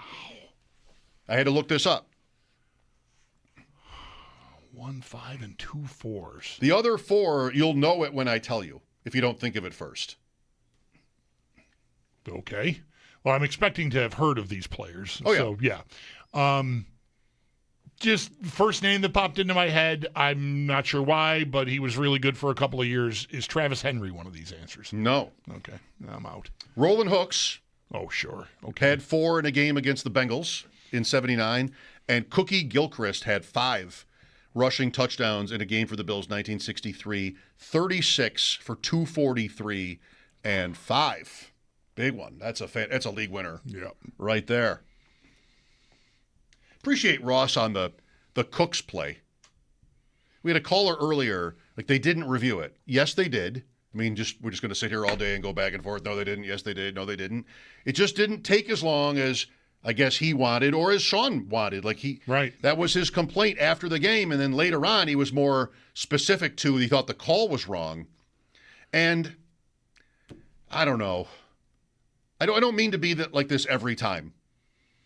But if the Denver guy doesn't catch the ball and just rips it out from Cooks. And it rolls around on the ground, it's an incompletion every time. Is anybody saying different? No, I don't think so. So what you've got to come up with then is that Cooks had the ball for long enough. There really is no long enough. That's what's subjective about it. I think what's long enough is if he'd rolled... I thought about this a lot Sunday night. I never got to take any of it for a spin because, we woke up to McDermott, being fired. If he rolls over one more time, I'll bet that's enough of a football move with the ball, right? Like that's long enough. But going to the ground and having it come out like that is not. Yeah, I think that's maybe the easiest way to think about it is if the Denver player doesn't end up with possession, but he still rips it out on the same timeline. Like the play is the same except for he ends up with possession. Instead, it's on the ground. I think it's almost an easy incompletion call that you see all the time. And I do not think that the other plays that happened on the weekend that people are fond of sharing still photos of are exactly the same play. I realize it's the margins are super slim, and they could have called that a catch. And maybe you can, but the Adams play from Sunday night is not the same play. It's adjacent. It's very close, but it's not the same. He's on his feet. He catches the ball. He's a runner. A guy comes in to try to rip it out, and his knee goes down while he still has the ball. That's a catch. It might have been the play. Ross did the game in Chicago. We didn't get to this either, but there was a play in the Bears game where he immediately said, how is that different from Brandon Cooks? And then after the next play, he got the mic back and said, actually, I'll tell you how it's different. Right. This player took 2 steps, and Brandon Cooks took no steps. He went right to the ground. He kind of answered his own question. Yep. All right, but nobody should think. I know it's like a Bills fan calling in who'd be like, I can't. They obviously didn't look at it. Well, they definitely did. What would be the real argument why they didn't? Yeah, I know we're already a little late, but I'll just squeeze this in because I don't know that we need to continue talking about it, but we never really did. The idea that they're trying to hurry the game along because the other game is now being delayed because this game's in overtime, then you call it a catch. for Cooks. Then the game's over. Yeah, you want to move the game along. It's a catch for Cooks. They're kicking a field goal, and we're all going home.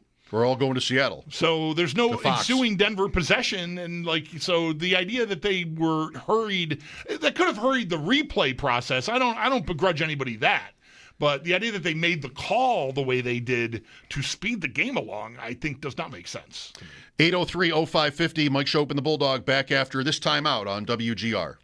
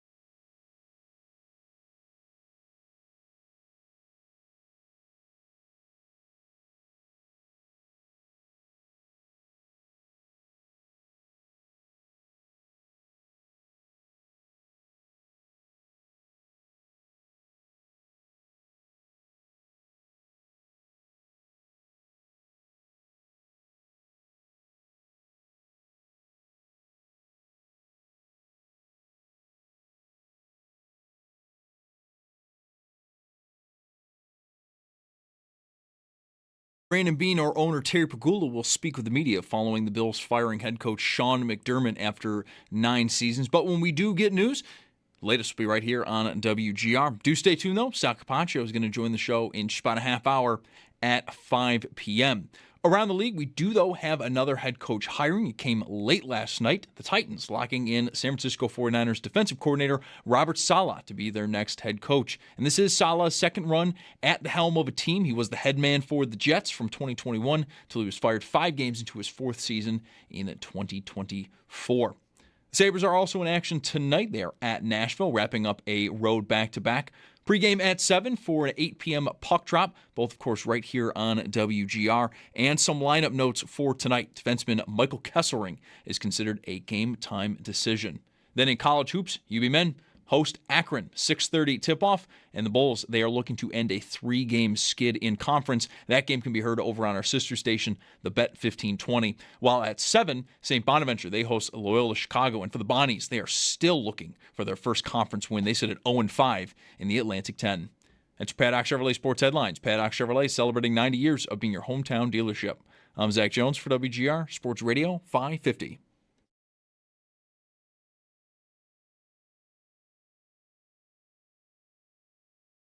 I can tell you ownership and even some of those decision makers in the front office had a sense that if they weren't going to win this game against the Broncos, that they were going to make moves.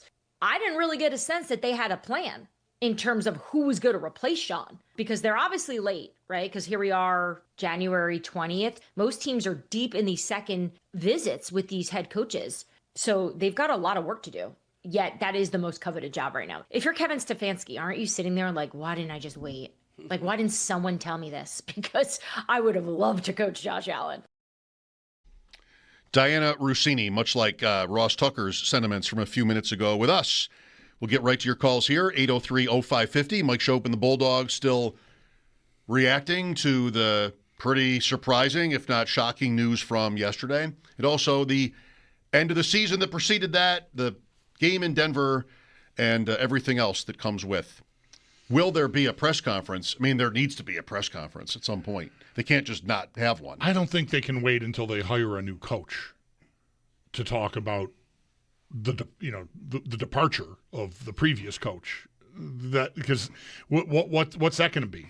Like you're gonna try to steamroll people who want to ask you questions about this by saying this is for the new guy, but you got to sit down and answer questions about how this all went down.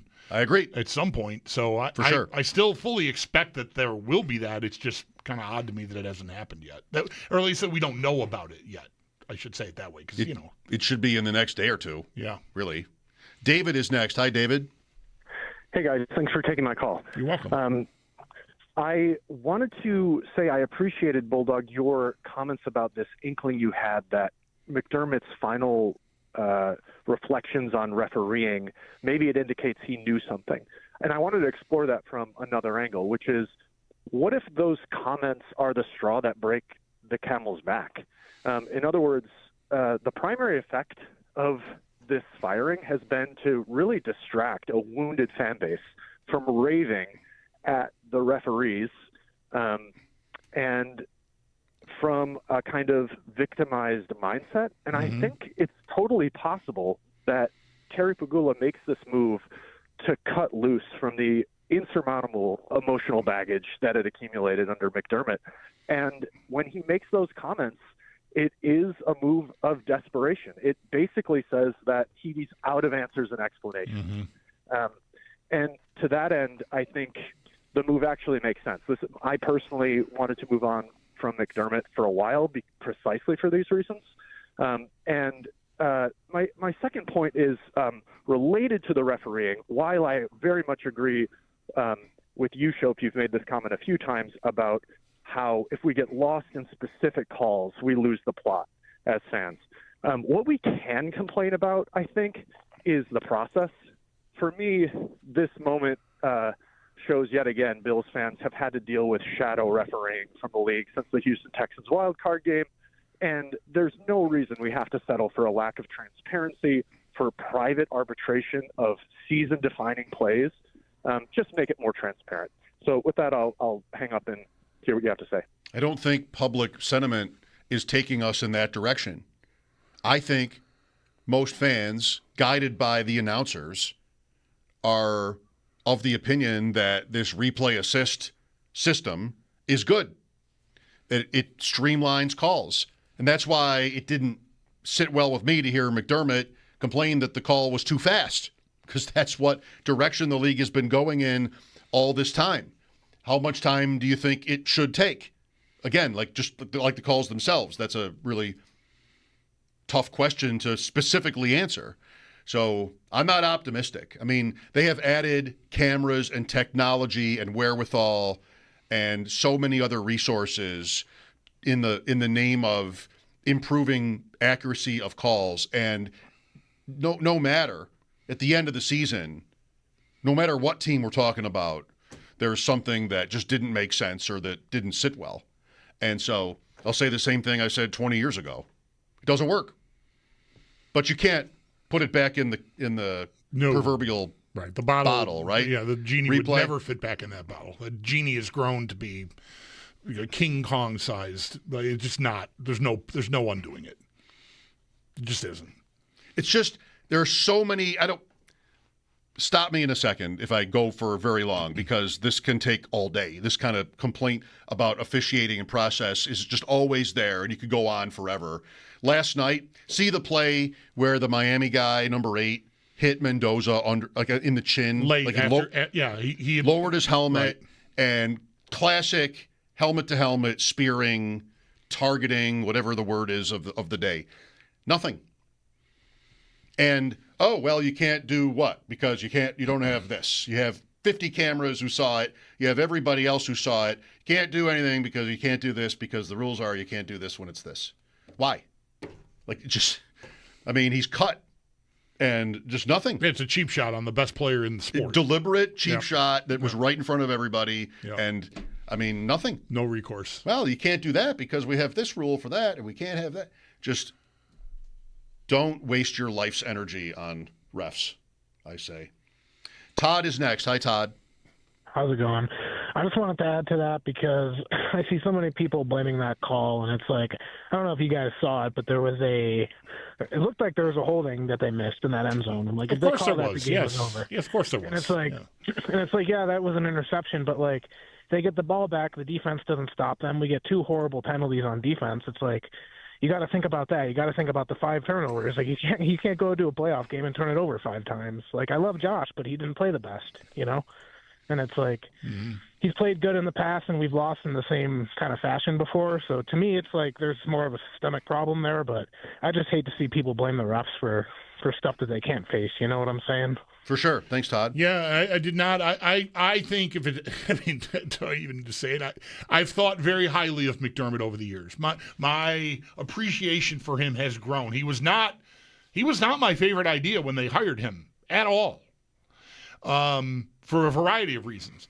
But he, I think, really grew on me. I mentioned this once before, a couple of years ago when he was getting roasted, the Tyler Dunn piece and the 9/11 speech and all the stuff that had happened that came out. I thought he really worked to become to just improve himself, communication, and just become more relatable. And I appreciate someone doing that kind of work on themselves. So I really admire him. I did not like how his tenure ending with. I mean, I guess you can take the what he released yesterday, the statement he released thanking everyone, as his final words. But him going out as the Bills coach, complaining about that play, is tough. It's just not.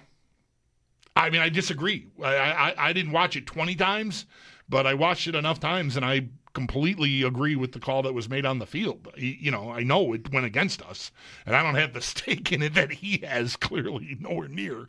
But still, I wish that hadn't been how he goes out. Sean is next. Hi, Sean.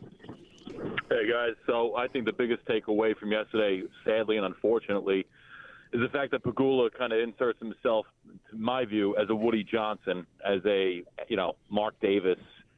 I don't want to say Jerry Jones because he's just a different character, but clueless.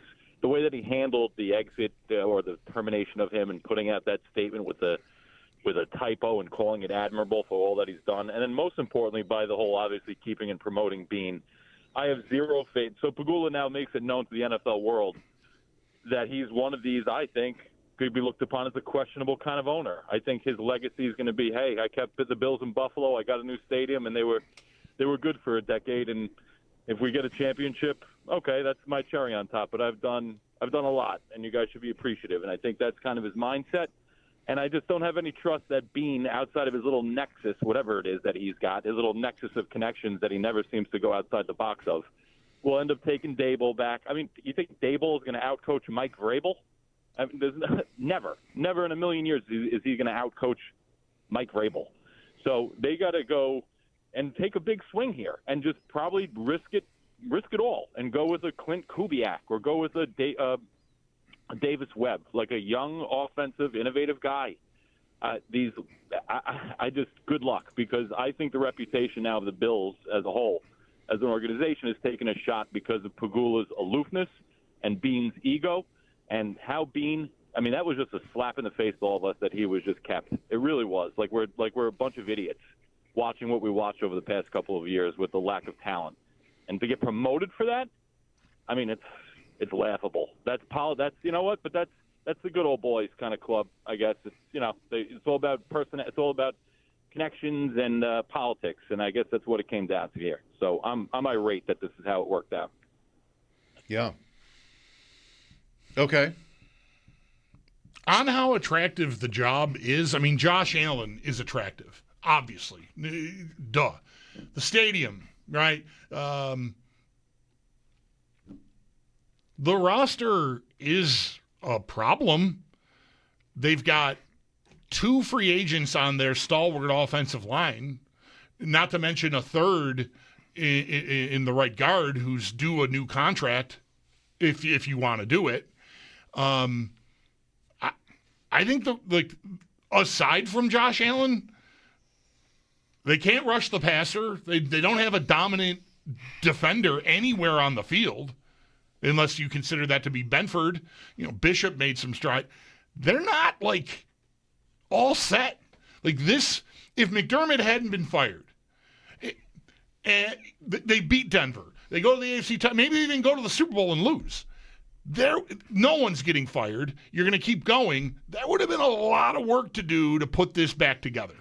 Maybe we're going to see if Alec Anderson can play center for them, or Cedric Van Pran Granger, because McGovern is going to be due, I think, a healthy raise, and so is the left guard, and so is the right guard, and Deion Dawkins isn't getting any younger, and there's a lot of stuff. I mean, every team's got that, but the Bills are not, to me, a job that Clint Kubiak walks in the door and goes, all right, I'll go win my 13 games. There's a lot that has to be done to get to where they just left off at, I think. Sal coming up at 5, 803-0550 for us. Mike Schopp and the Bulldog, WGR.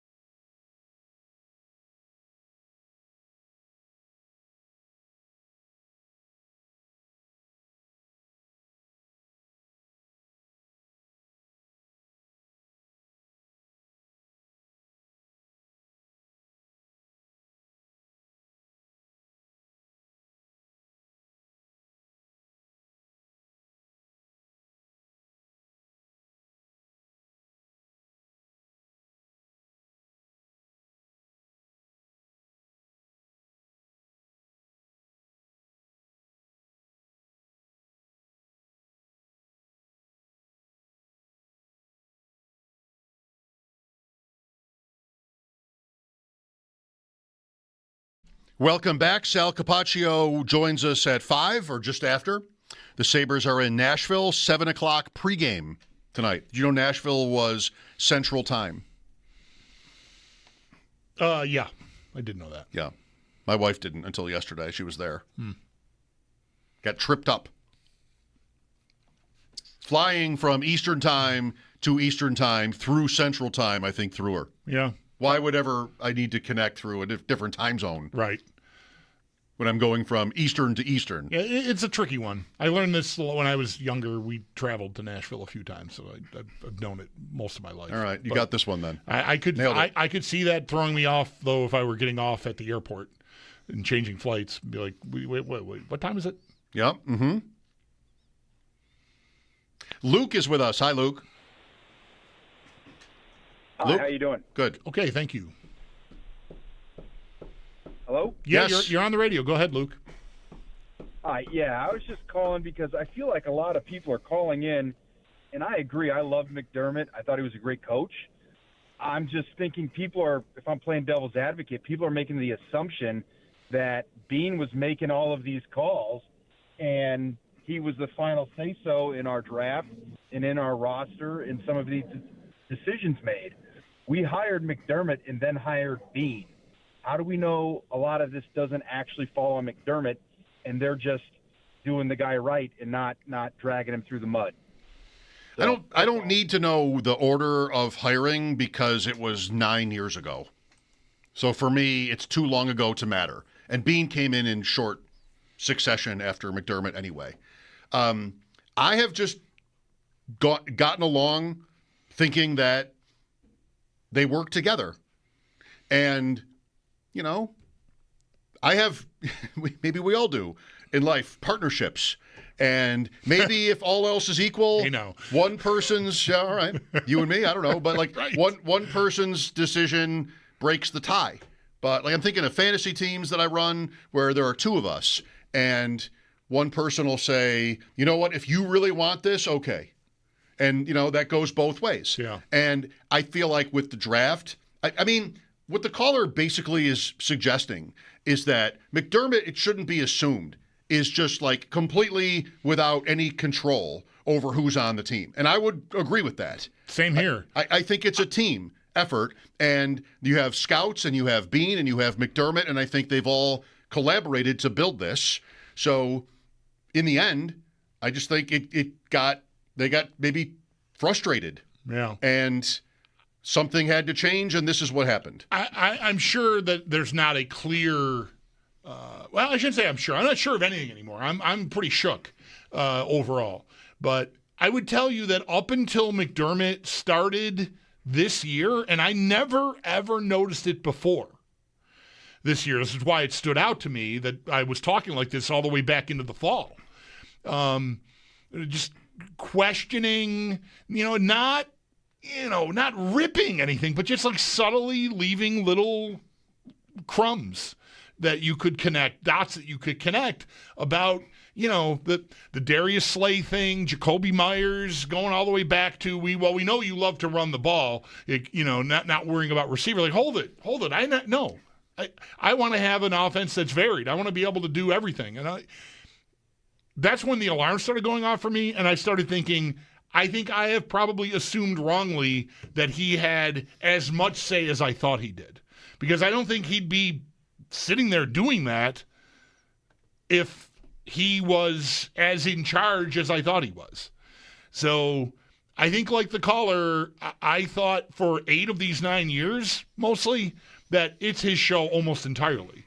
And I think I've come to realize that it wasn't as much that Bean was, the trade deadline. McDermott's not on the phone with his counterpart in Miami trying to get Jalen Waddle off the Dolphins. That's Brandon Bean.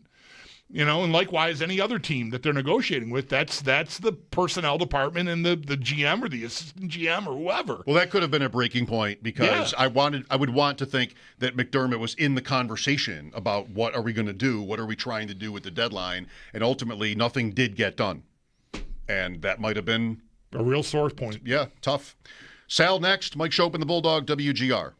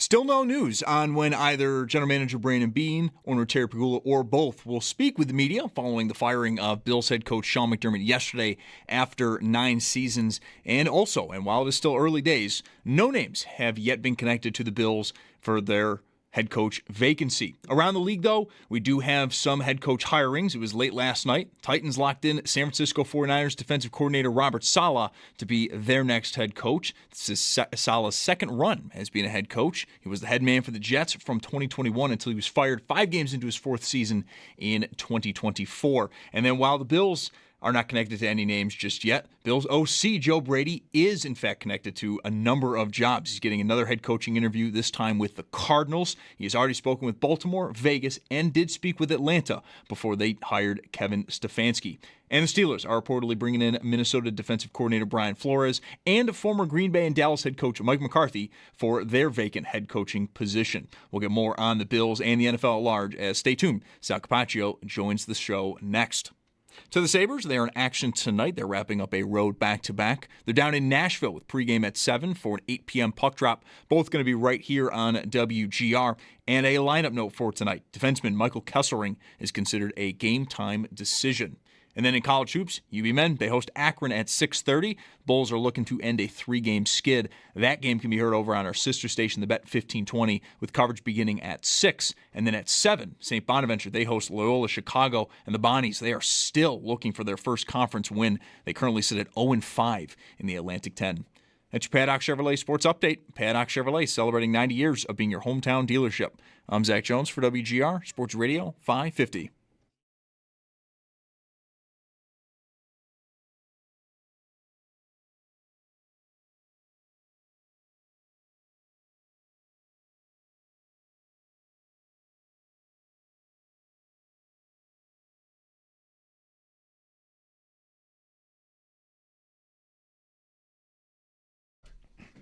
Seeing John Harbaugh officially introduced at the Giants. It's my first time seeing him without a hat on in a long time. He always has a hat on for games. I guess that's right, yeah. No hat today. How's his hair? Fine. What was he worried about? I don't know. Maybe he wasn't worried about it. Just likes to wear hats. Yeah. Looked okay. It's a football coach look, the hat. Coach in general, hat. Yeah, I got to think about who are the Mike McDaniel doesn't wear a hat. If he did, it should be one of those, like the guy who takes the radar behind the Dodgers home plate. That hat. What is that called? Panama? Panama hat. Yeah, I believe Panama that's right. hat. Panama, That'd be awesome. Fedora, but Panama. Let's get Mike McDaniel back on a sideline and have him double down on his look. You know what? My pants didn't get me fired. I want him in the giant ball cap. You know, like the one that Josh wore the one time on Thursday Night Football that's got like the little fitted, and then the hat is like the comically big hat. Humongous. Fine. Or one of those big old foam cowboy hats. Fine. Then I might need big old foam headsets, but still, whatever it takes. Sal Capaccio on the West Her hotline. Sal, recognizing that the McDermott news was only yesterday, I wonder if you think that it's now the next day plus, and there being no public announcement yet about a press conference for this is like long enough to make you wonder about whether there will be one or whether they want there to be one. I mean, would you think by today or maybe by tomorrow they would at least have an announcement for us? Yes. Last year, when the Bills lost on a Sunday, their postseason press conference with McDermott and Beane all occurred on Thursday. This is a different situation, obviously, because they fired the head coach. So generally, you would hear from the team after that anyway, on top of the fact that it's the postseason. There is an NFL media access policy, which does read, every team is required to have an open locker room for interviews the day after the season ends, and 2, to hold a news conference during the week following the end of its season with its head coach and or chief executive and or club president and or general manager. So that's got to happen at some point. Okay. All right. So the fact that it hasn't happened yet, sure, I think that a lot of us are wondering why, but I also know they just fired their coach, and I'm sure that they're trying to get their ducks in a row, and they have a lot going on to try and get. They're late to the party here for the coach search, right? I mean, everybody else who fired their coach did it a while ago. So I want to respect that, and okay, like they're going to try. They have to get interviews lined up and things like that. at some point we're going to hear from Brandon Beane. My guess is it'll be in the next couple of days. We have not heard anything about when yet. They did get around today to releasing a Twitter, like a thank you, Coach McDermott. Yay. And even that took longer than I thought it should have, but, what do I know? I wouldn't care at all about that. I mean, usually I would just not care at all about that. No, it would blend in with the wallpaper if they sent it. If they don't, then it becomes, to me, a thing, is how I would say it. It's just like what yesterday became a story. And without that, this just goes right by me. But the awkwardness of the release yesterday makes this interesting, I guess, right? Is that what you're saying? Yeah, basically. Yeah. Okay. Yeah. So, all right. Well, so it's interesting to know that about the rules. Like, I didn't think that they could just wait until they hire a new coach, because that would be really awkward too. Like, you trying to just blow past the fact that you dismissed McDermott and, like, the new guy's here. Come on, we're here to talk about the new guy. So that'll have to happen. I don't know what the repercussions are. If I will tell you, I have no idea what the ramifications are. Right, that's what I was going to say. Like, what happens? You know what I mean? Do they get fined? I don't know. Right? Does Roger Goodell call them and yell at them? Like, well, I don't know what happens. Do all the media get a couple extra free meals next time we're down there? I don't know. Like to make up for it. I mean, I really don't know what the ramifications would be, but that is written in the NFL media access policy. Yes. Well, I would ask you this about Brandon Beane at this point, because you and we still get reminders of what happened with him and our morning show in April. Like that, even nationally, that has lasted as a story. And, maybe you see Beane often enough or talk to him. I don't know. Like, he doesn't do a lot of, local media at least, or at least during the season. What do you think his mindset might be right now? Like, if he's got his ear to the radio station, it's not pretty. And it's not that long since Beane sort of was the subject of any sort of scorn or criticism. Really, he's had a pretty smooth trip in 9 years. Do you have any thought as to how he might be feeling, or is he going to, whenever this does happen, would you expect him to come out defiant or maybe more humble, or just what? Well, I think it would be totally reckless for me to try to tell you how he's feeling. I don't think that's my place. But I would tell you that knowing Brandon Beane, how I know him, being in press conferences with him, I think he's always been the same kind of person, no matter the ups or downs or highs or lows or endings of seasons or start of seasons, whatever, which is talk about, saying, hey, I'm trying to do this or I'm trying to do that. And, he has always been one to, I guess you'd say, take accountability, if you will, of, okay, maybe, no, that's on me. I have to figure out how to get better at this position or something like that. Other than the WGR interview with media itself, I can't really remember a time where he's been that aggressive. Although I will tell you that, and you guys remember, he's been that way to defend Buffalo in media press conferences. I remember that a couple years ago. He defended Josh Allen like that in a press conference a couple years ago. So he's definitely got, he's got his antenna up sometimes with things like this. So it would be interesting. It would be interesting. If he was to go to a press conference this week and really dig his heels in and get very defensive, I don't think that would help him at all. Me too. Me neither. I think that if he was humble and contrite about, how the season went down and, McDermott being fired and losing somebody that meant so much to the organization and things like that, I think that would, obviously play to his favor a little bit more. You're right about the juxtaposition of him, though, for sure. Where, a year ago, 2 years ago, whatever, it was all about, fans just really wanting to, get McDermott out of here, for the most part, a lot of fans, but Beane, he had been kind of, I don't know, not really a source of that criticism, or the arrow of it, I should say, the aim of it.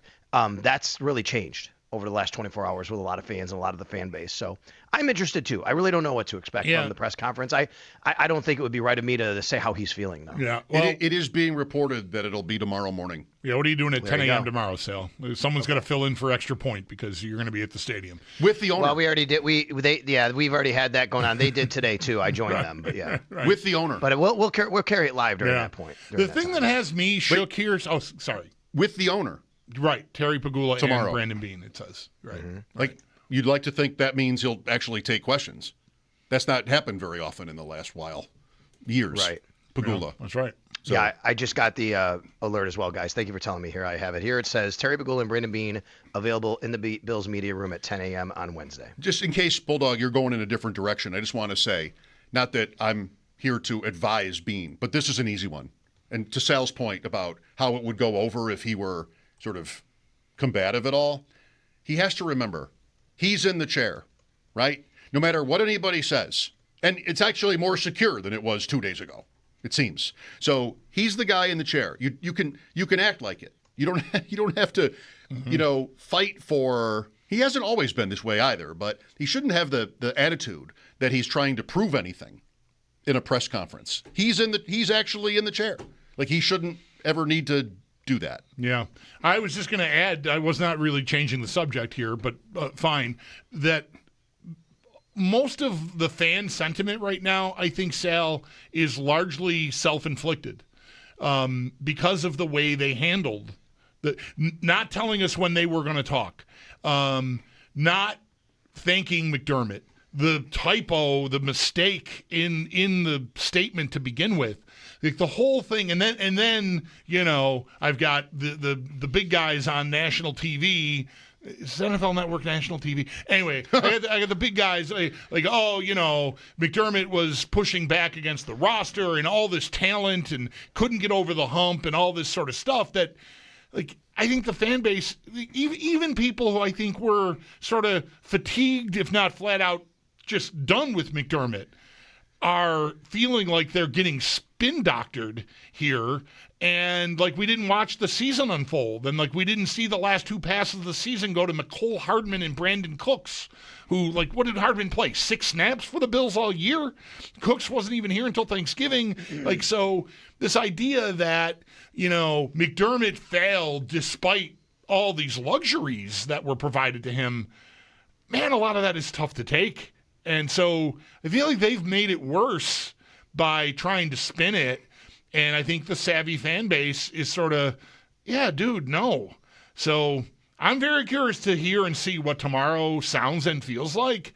But I'm shook by the fact that they couldn't do this in a way that would be, more appreciative of what McDermott meant to the franchise. And ending the drought and the 9 years and developing Allen and becoming a perennial Super Bowl team. Like, we can all understand that everything comes to an end and you can't just keep doing the same thing. As much as I supported McDermott, I understand wanting to do something different. I just think they were kind of crass about the whole thing. And they didn't need to be. Just like Beane didn't need to call the morning show and raise the stink he raised. Or maybe tell Tom Pelissero that he almost traded for Jalen Waddle this fall. Like, there's just stuff that they've done to themselves that makes me worry about this whole machine moving forward, honestly. There's certainly reparations that have to be done here, right, with the fan base, right? There's certainly some goodwill that's been lost here from people that had it, and I think need to regain the trust, regain that goodwill. Like I said, I do think that, all that being said, you asked me earlier, Mike, what Brandon Beane, thinks about everything being said. I don't know, but I would tell you that, I don't think you make this move if you're Brandon Beane and have a plan in place to, we're going to hire somebody that's going to take a couple of years. If anything, I think he probably is feeling the pressure and understands completely, like, the next coach has to win. Like, I need, and now that it's on him as the president of football ops, as still the general manager for however long that lasts. He's got to make this work. And I think in a way, despite all these things we're saying, and you're saying, Bulldog, that could be a real good thing for the Buffalo Bills on the field, right? Which is he's got to make this work. He's got to be aggressive. He's got to show that he was right in this. You know what I mean? And, like, if I'm going to do this and I'm going to change out the coach because he's saying that, I didn't give him enough talent or whatever, well, I got to show him that the next guy, I was right, that the next guy does have enough talent to win. Well, how do you do that? You make sure you give him a really good roster. So I think in that regard, that's got to come, in some way, shape, or form. I think for Sean, though, you go back and think about all the things that led up to the trade deadline, the things that were said, what Sean said. I mean, it's clear to me after thinking about it for the last, 48 hours, I think Sean McDermott, it was calculated in some way, which is look, I'm going to go down swinging. I'm going to do my best here to win a Super Bowl with what's been given to me, even though I don't think I have what's been given enough to do it. I'm going to try my ass off to win a Super Bowl. And along the way, I'm going to let it be known that I'm trying my ass off to win a Super Bowl with what's been given to me. And you know what? If I don't, I could be out of here because I'm going to have to let it be known that that's the case. If that all makes sense, what I'm trying to say. Mm-hmm. You know, similar to how I was talking about Bean a minute ago, I'm not saying you would disagree with this. I doubt that you would. But his reputation is pretty good, too. Like, McDermott shouldn't have to worry. He shouldn't have to be, too loud on what, didn't go right for him or whether that's a call or something about the roster that he didn't really sign up for or agree with. I mean, I think he leaves Buffalo with an excellent reputation is all I'm saying. And I would expect him to get interviews and a job if he wants one. Would you not say the same?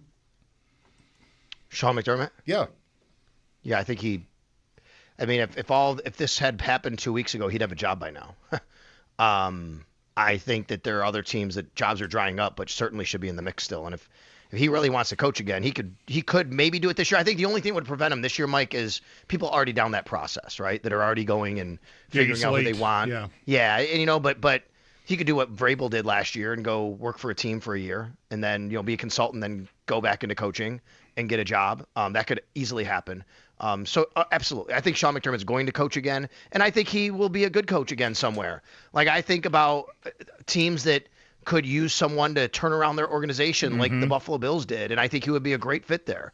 Joe Brady interviewed in Arizona today. Sean McDermott could do that. I think he'd fit really well in Cleveland, to be honest with you. Yeah, we ran through a few of these yesterday. Even the Raiders, the Raiders need what McDermott can offer. I'm just not sure that it works in Las Vegas with that owner, but I think they could use it. Cleveland agree, certainly on that list. It would be something if he were to end up in Pittsburgh after Tomlin having been there so long, with them having known each other since college. That would really be wild.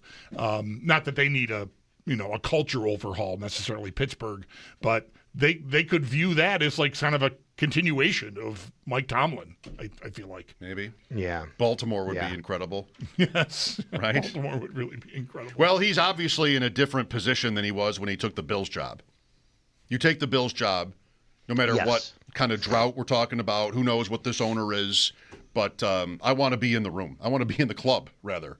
And so he takes the Bills job. Not that it was just that simple, but now I think he can afford to be choosy. And I don't know. I wouldn't listen to the Raiders or maybe even the Browns. It's just I don't know. I need to get some air first. Yeah. And then maybe I'll have a better landing spot potentially next year. The way a lot of this was reading overnight, Sal, and even early this morning, I know I saw one tweet from Diana Rossini that said, expect to see names soon. And, we're through a whole nother day here, and there still haven't been any, not even I'm waiting for any, give me a Jordan Schultz or anybody with a picture of some coordinator, from somewhere. Now, I do know, how the rules work. I did lock this down, at least this part of it. The guys that are all coaching this weekend, you can't talk to them now, and the guys who win this weekend, you then cannot talk to until after the Super Bowl. So whoever loses, if they want to talk to the Rams passing game coordinator, Sheil Haas or Kubiak, one of them loses Sunday, then you can do that right away. Same with Denver, right? That's where Davis Webb is, quarterback's coach. Same deal there. I don't know that there's a candidate worth talking about on the New England staff at this point that I can think of. So there is that. At least guys that you'd expect them to maybe at least want to talk to, maybe they don't have access to, so what's the point of leaking out that we want to talk to so-and-so if you can't do it until Monday at the earliest and maybe even for 2 weeks after that? Doug Marrone is on the Patriots staff, by the way. Wow. Yeah, this is part of the issue of waiting this long, by the way, which, of course, because the Bills were winning. You weren't going to fire Sean McDermott after Week 18, but this is part of the issue, which is the guys who win this week, as you said, Bulldog, you can't talk to until after the Super Bowl, but you could have talked to them 2 weeks ago. Right. That's right. There was a window. Joe Brady was getting talked to. He had an interview. He did an interview a couple weeks ago leading into the first playoff game. But once that started, you can't anymore. So now that the Bills are past that point when they fired their coach, they're already past the point of starting to get people in for interviews, which then they could circle back to after they were to maybe get to the Super Bowl. I'm not being jerky by asking this. Can you talk to their agent? Yeah, I don't think you. Yeah. I don't think you can interview them, Mike. Right, but you could find out, like, hey, is your guy? You know, just don't. Yeah, do yeah, anything. You could. Just tell I think the you could agent, do that. You just can't interview them. Don't do anything until you talk to me. That's what you tell. I the think agent. you could do that. Yeah, I'm pretty sure Good it's enough. just simply about the actual interview process. I don't think it's jerky. I think that's a real good question. I think you could express you your can contact. interest. Yeah, right. Yes. Right. That's good enough. Yeah. That's a way that you should maybe be seeing names by now. But yeah, I don't know. Maybe they're just going to be very close to the vest. We did not hear about any friction between the Bills, within the brass there, between McDermott and Bean and Pegula, until specifically today, Vic Carucci noting 5 weeks ago there was this meeting where McDermott talked about, it seems rather frankly, what he thought the flaws were, and that the other two men there, the owner and the GM, did not appreciate his frankness. Maybe McDermott thought he was on more solid footing than he was, Sal, when he was talking that way to them. I mean, I don't know. I don't know. Or no, I think it goes back to what I said to you guys a little while ago. I think he just put his cards out there. Yeah. He's like, look, if anything, no matter what you think about Sean McDermott, I'm telling you, like, he's an honest dude. Like, he's going to tell you where you stand.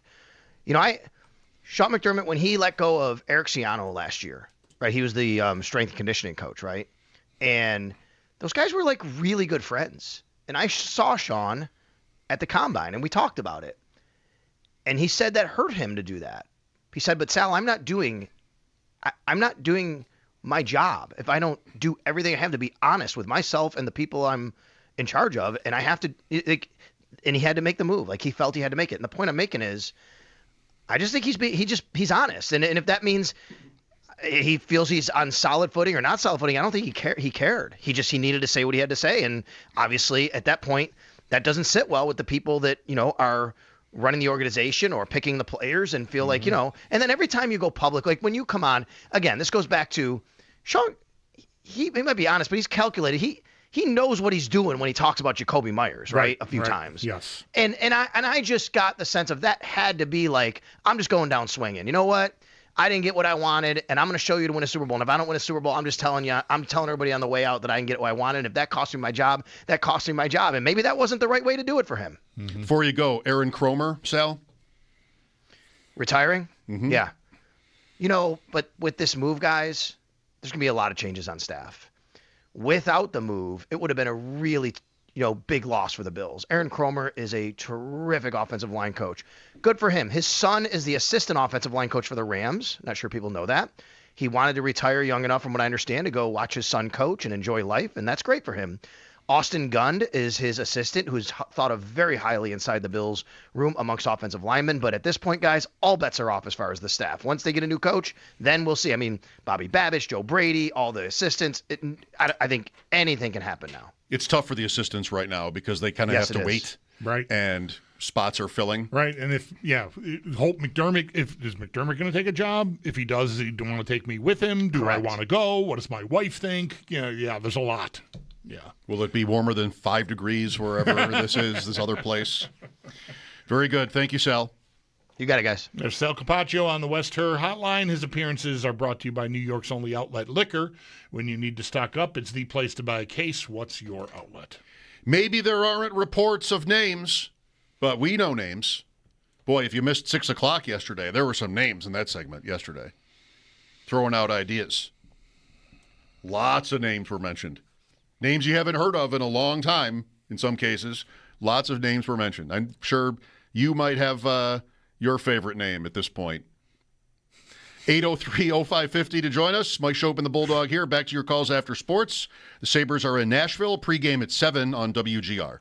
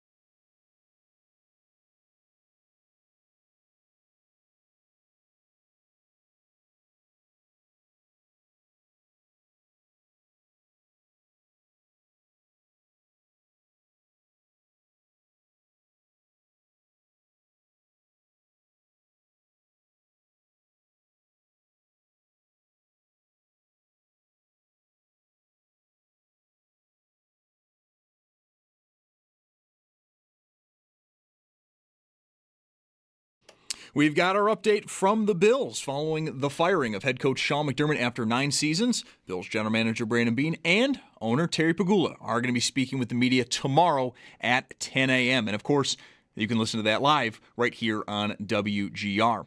Around the rest of the league, we do have another head coach hiring. It did come down the pipeline late last night. Titans are locking in San Francisco 49ers defensive coordinator Robert Saleh to be their next head coach. This is Saleh's second run as being a head coach. He was the head man for the Jets from 2021 until he was fired 5 games into his 4th season in 2024. And then no word yet, though, on the Bills and who they could be bringing in for interviews. However, current Bills OC Joe Brady is getting a number of head coaching interviews, this time from the Cardinals. He's already spoken with Baltimore, Las Vegas, and did speak with Atlanta before they hired Kevin Stefanski. Then over to the Sabres. They are in action tonight, wrapping up a road back-to-back. Nashville tonight with pregame at 7, puck drop at 8 right here on WGR. And a lineup note for the Sabres, defenseman Michael Kesselring is considered a game-time decision.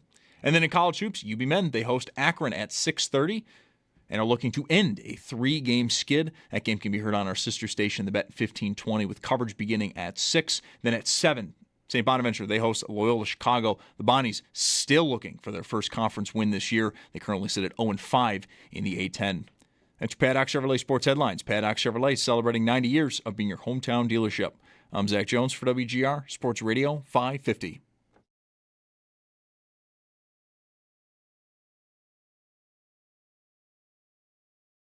Fact that Sean McDermott, with Josh Allen, with all of those weapons and so much talent on defense, could not get to the Super Bowl, could not take the next step. Now, make no mistake, this is something that has been weeks coming with Sean McDermott being the Buffalo head man for several seasons. My understanding is McDermott himself had some questions about how much talent the Bills had. I'm not sure that sat well in the building, considering most teams believe they are stocked full of talent.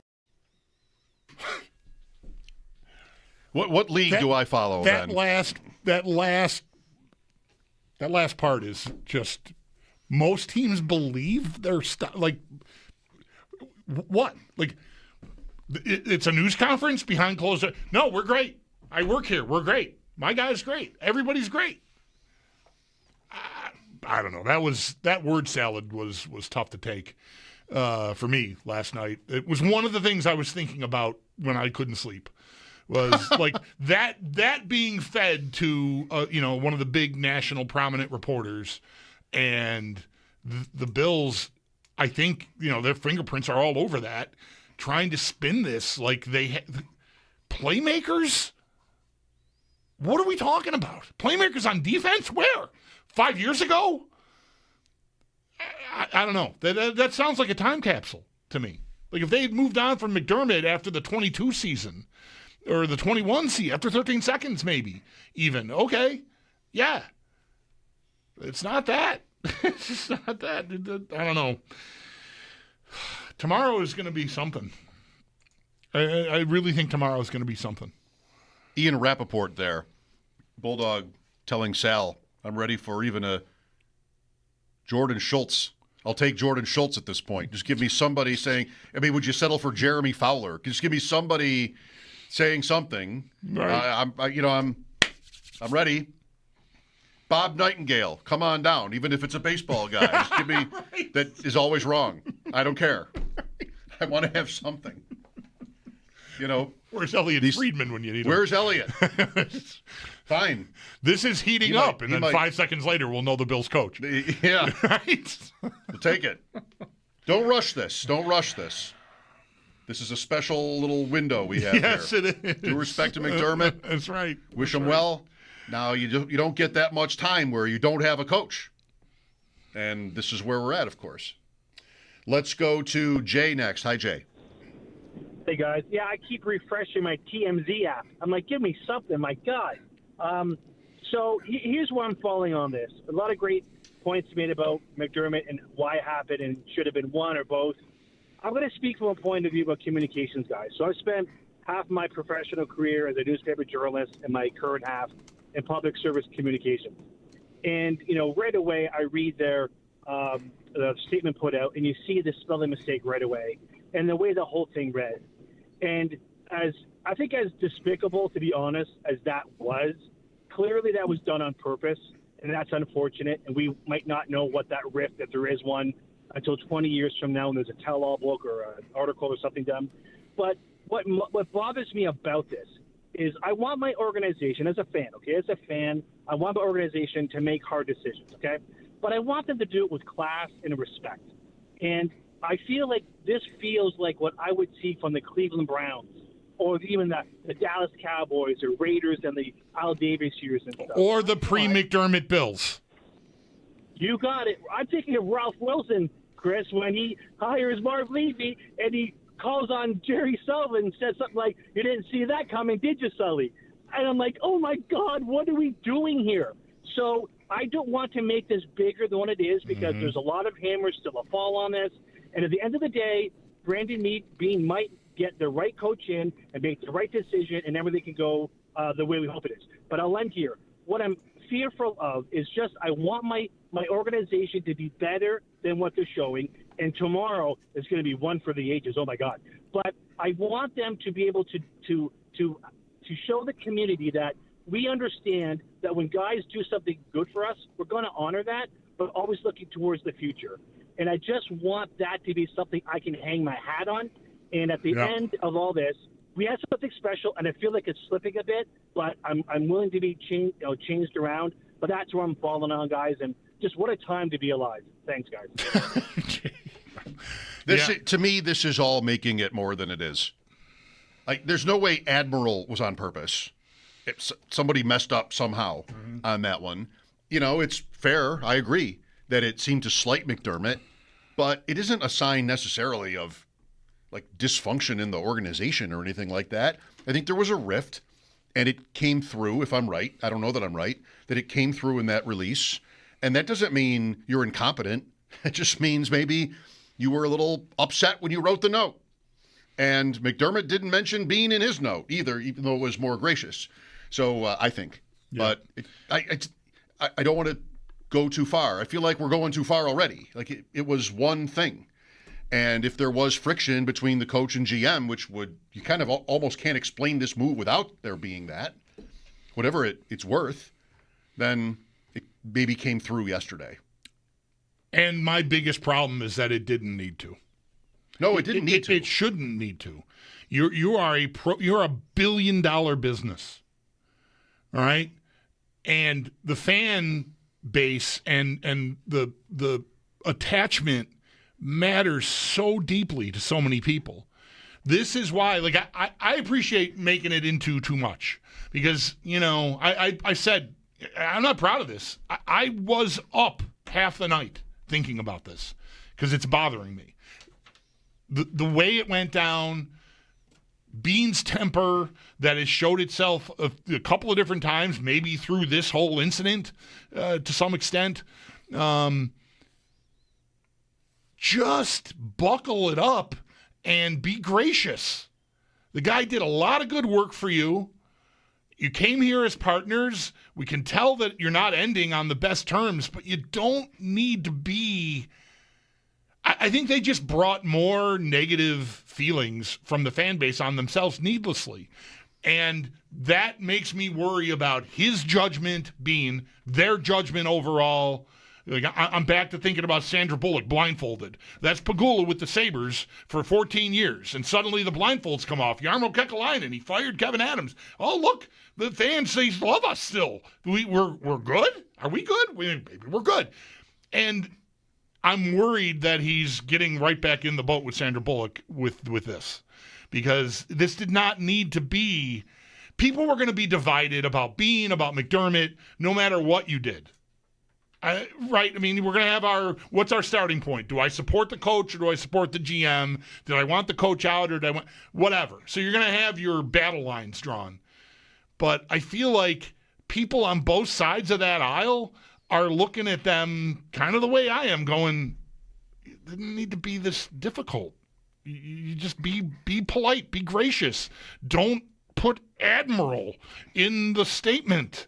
That's just a mistake, isn't it? I mean, maybe it's because you're not being more of what you're saying, but it's not that like No, that's it's not something maybe you it's do not to- malicious, but it's a mistake. Right. Malicious would be doing it on purpose, like the caller asserted, and I don't agree with that either. I think the whole thing is sloppy and not buttoned up. And that's why I said, like the caller said, it seems like something the Cleveland Browns would do, or something exactly like the Bills pre-McDermott would do.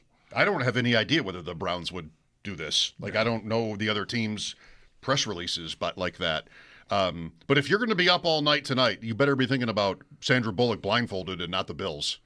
Like that. Why don't you just remember that this has come up? Bird Box. Why don't you remember Bird Box instead of, Bills press releases? That's just, my advice as your friend. Might be healthier. Craig is next. Hi, Craig. Hey, guys. Thanks for taking my call. Sure. I just wanted to throw maybe another angle I didn't quite hear about yet. The business angle, that is, in that, when we feel after that loss how heartbreaking and, bitter and snake bit we all felt. I think Terry Pegula is an owner, but he's also a fan, so he had those same feelings, of course. And he's also got to remember that he's got to fill a stadium. And from what I understand, these tickets, I saw something on YouTube, but these tickets, I'm hearing like $6,000, $8,000, $10,000, including the licensing and all that for 2 seats. That is, somebody considering still buying a season ticket with that bitter snake bit feeling.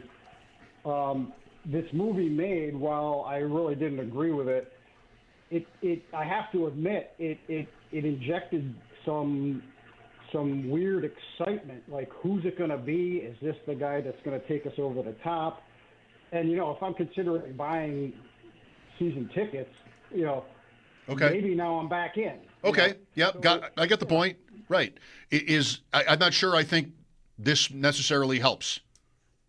Maybe. Might depend on who it is. Did the Bills with Sean McDermott at head coach bore you or give you, was he the reason why you wouldn't buy tickets? I don't think that would be many people. I mean, they won a lot, but maybe. I mean, there are lots of different opinions out there. If it might be right. There's going to be new energy, but it doesn't have to be a net positive, I think, in the end. We'll see. Thanks, Craig. Mike Schopp and the Bulldog, timeout. This is WGR.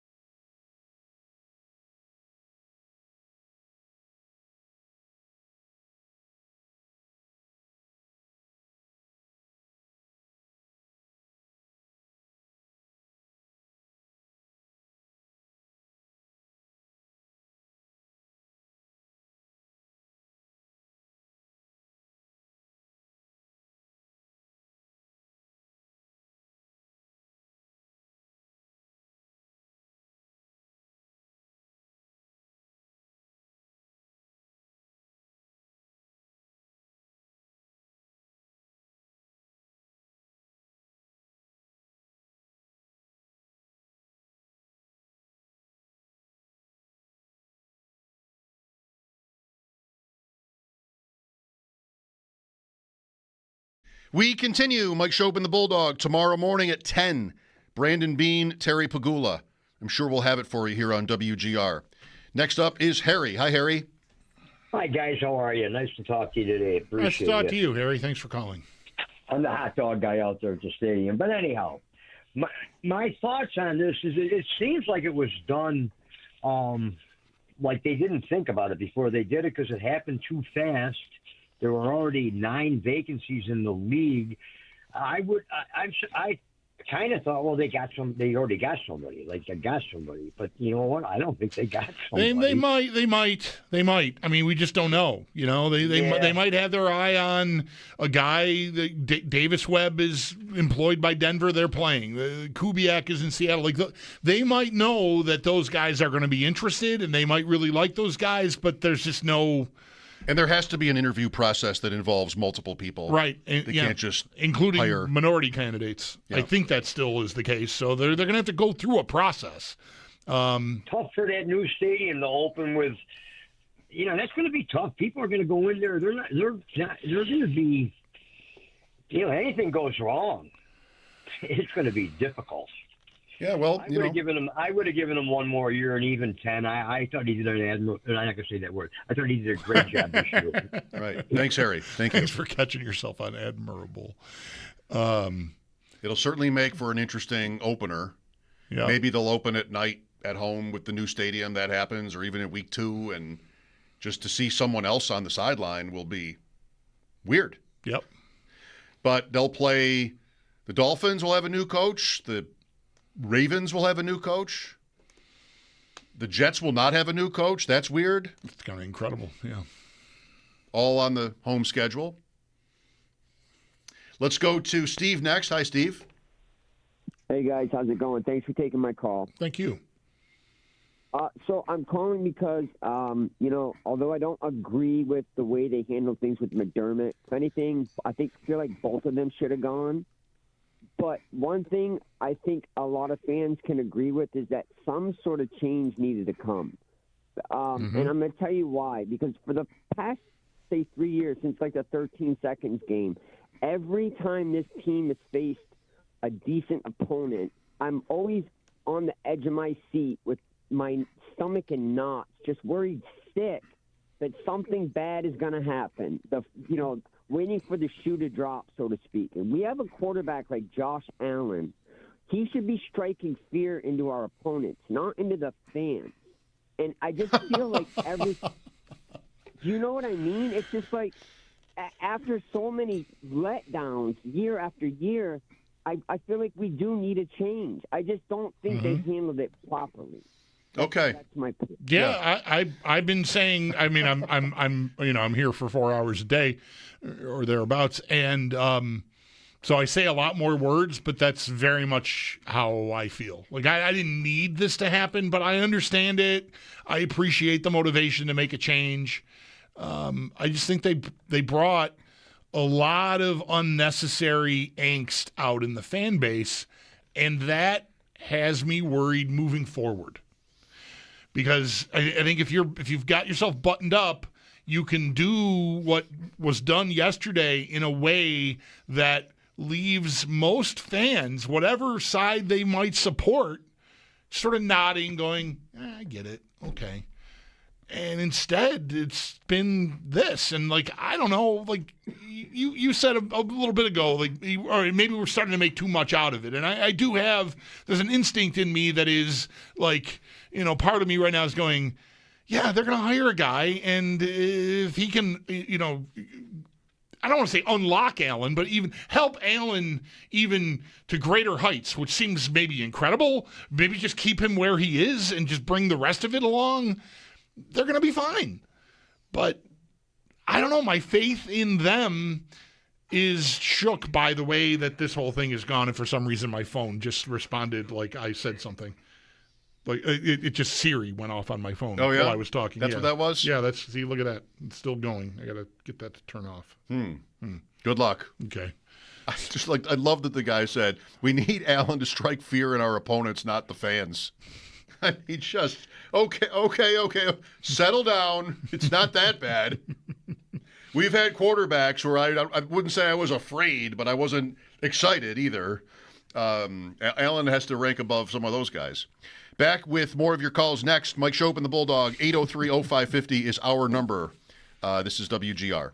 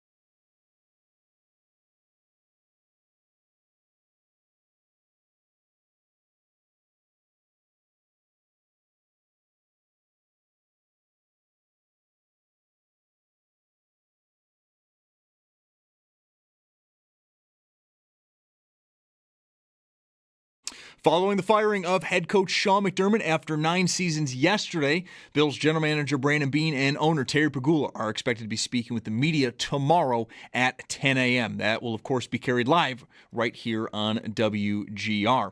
Around the rest of the league, while we don't have any word yet on who the Bills could be bringing in for interviews for their vacant head coaching position, Bills offense coordinator Joe Brady is getting a ton of head coaching interviews. This time now with the Cardinals, and he's already spoken with Baltimore, Las Vegas, and he did speak with Atlanta before they hired Kevin Stefanski. And then Mike McDaniel, he is withdrawing his name from consideration for the Browns' vacant head coaching position. To the Sabres, they're in action tonight at Nashville. Pre-game coming up in about an hour at 7 for an 8 p.m. puck drop, both, of course, right here on WGR. There's a lineup note, though. Defenseman Michael Kessering is considered a game-time decision for the Sabres tonight. Then around the rest of the NHL, we do have 7 other games on the docket. Some of the notables do include at 7, Ottawa is in Columbus versus the Blue Jackets. 7:30 sees the Bruins down in Dallas versus the Stars. And then 2 games at 10, the Devils at Edmonton and the Kings, they host the New York Rangers. And in college hoops, UB men, they host Akron in about a half hour at 6:30. They are looking to end a 3-game skid. That game can be heard over on our sister station, The Bet 1520. And at 7, St. Bonaventure, they host Loyola Chicago. And the Bonnies, they are still looking for their first conference win as they currently sit 0-5 in the Atlantic 10. That's your Paddock Chevrolet Sports Update. Paddock Chevrolet celebrating 90 years of being your hometown dealership. I'm Zach Jones for WGR Sports Radio 550.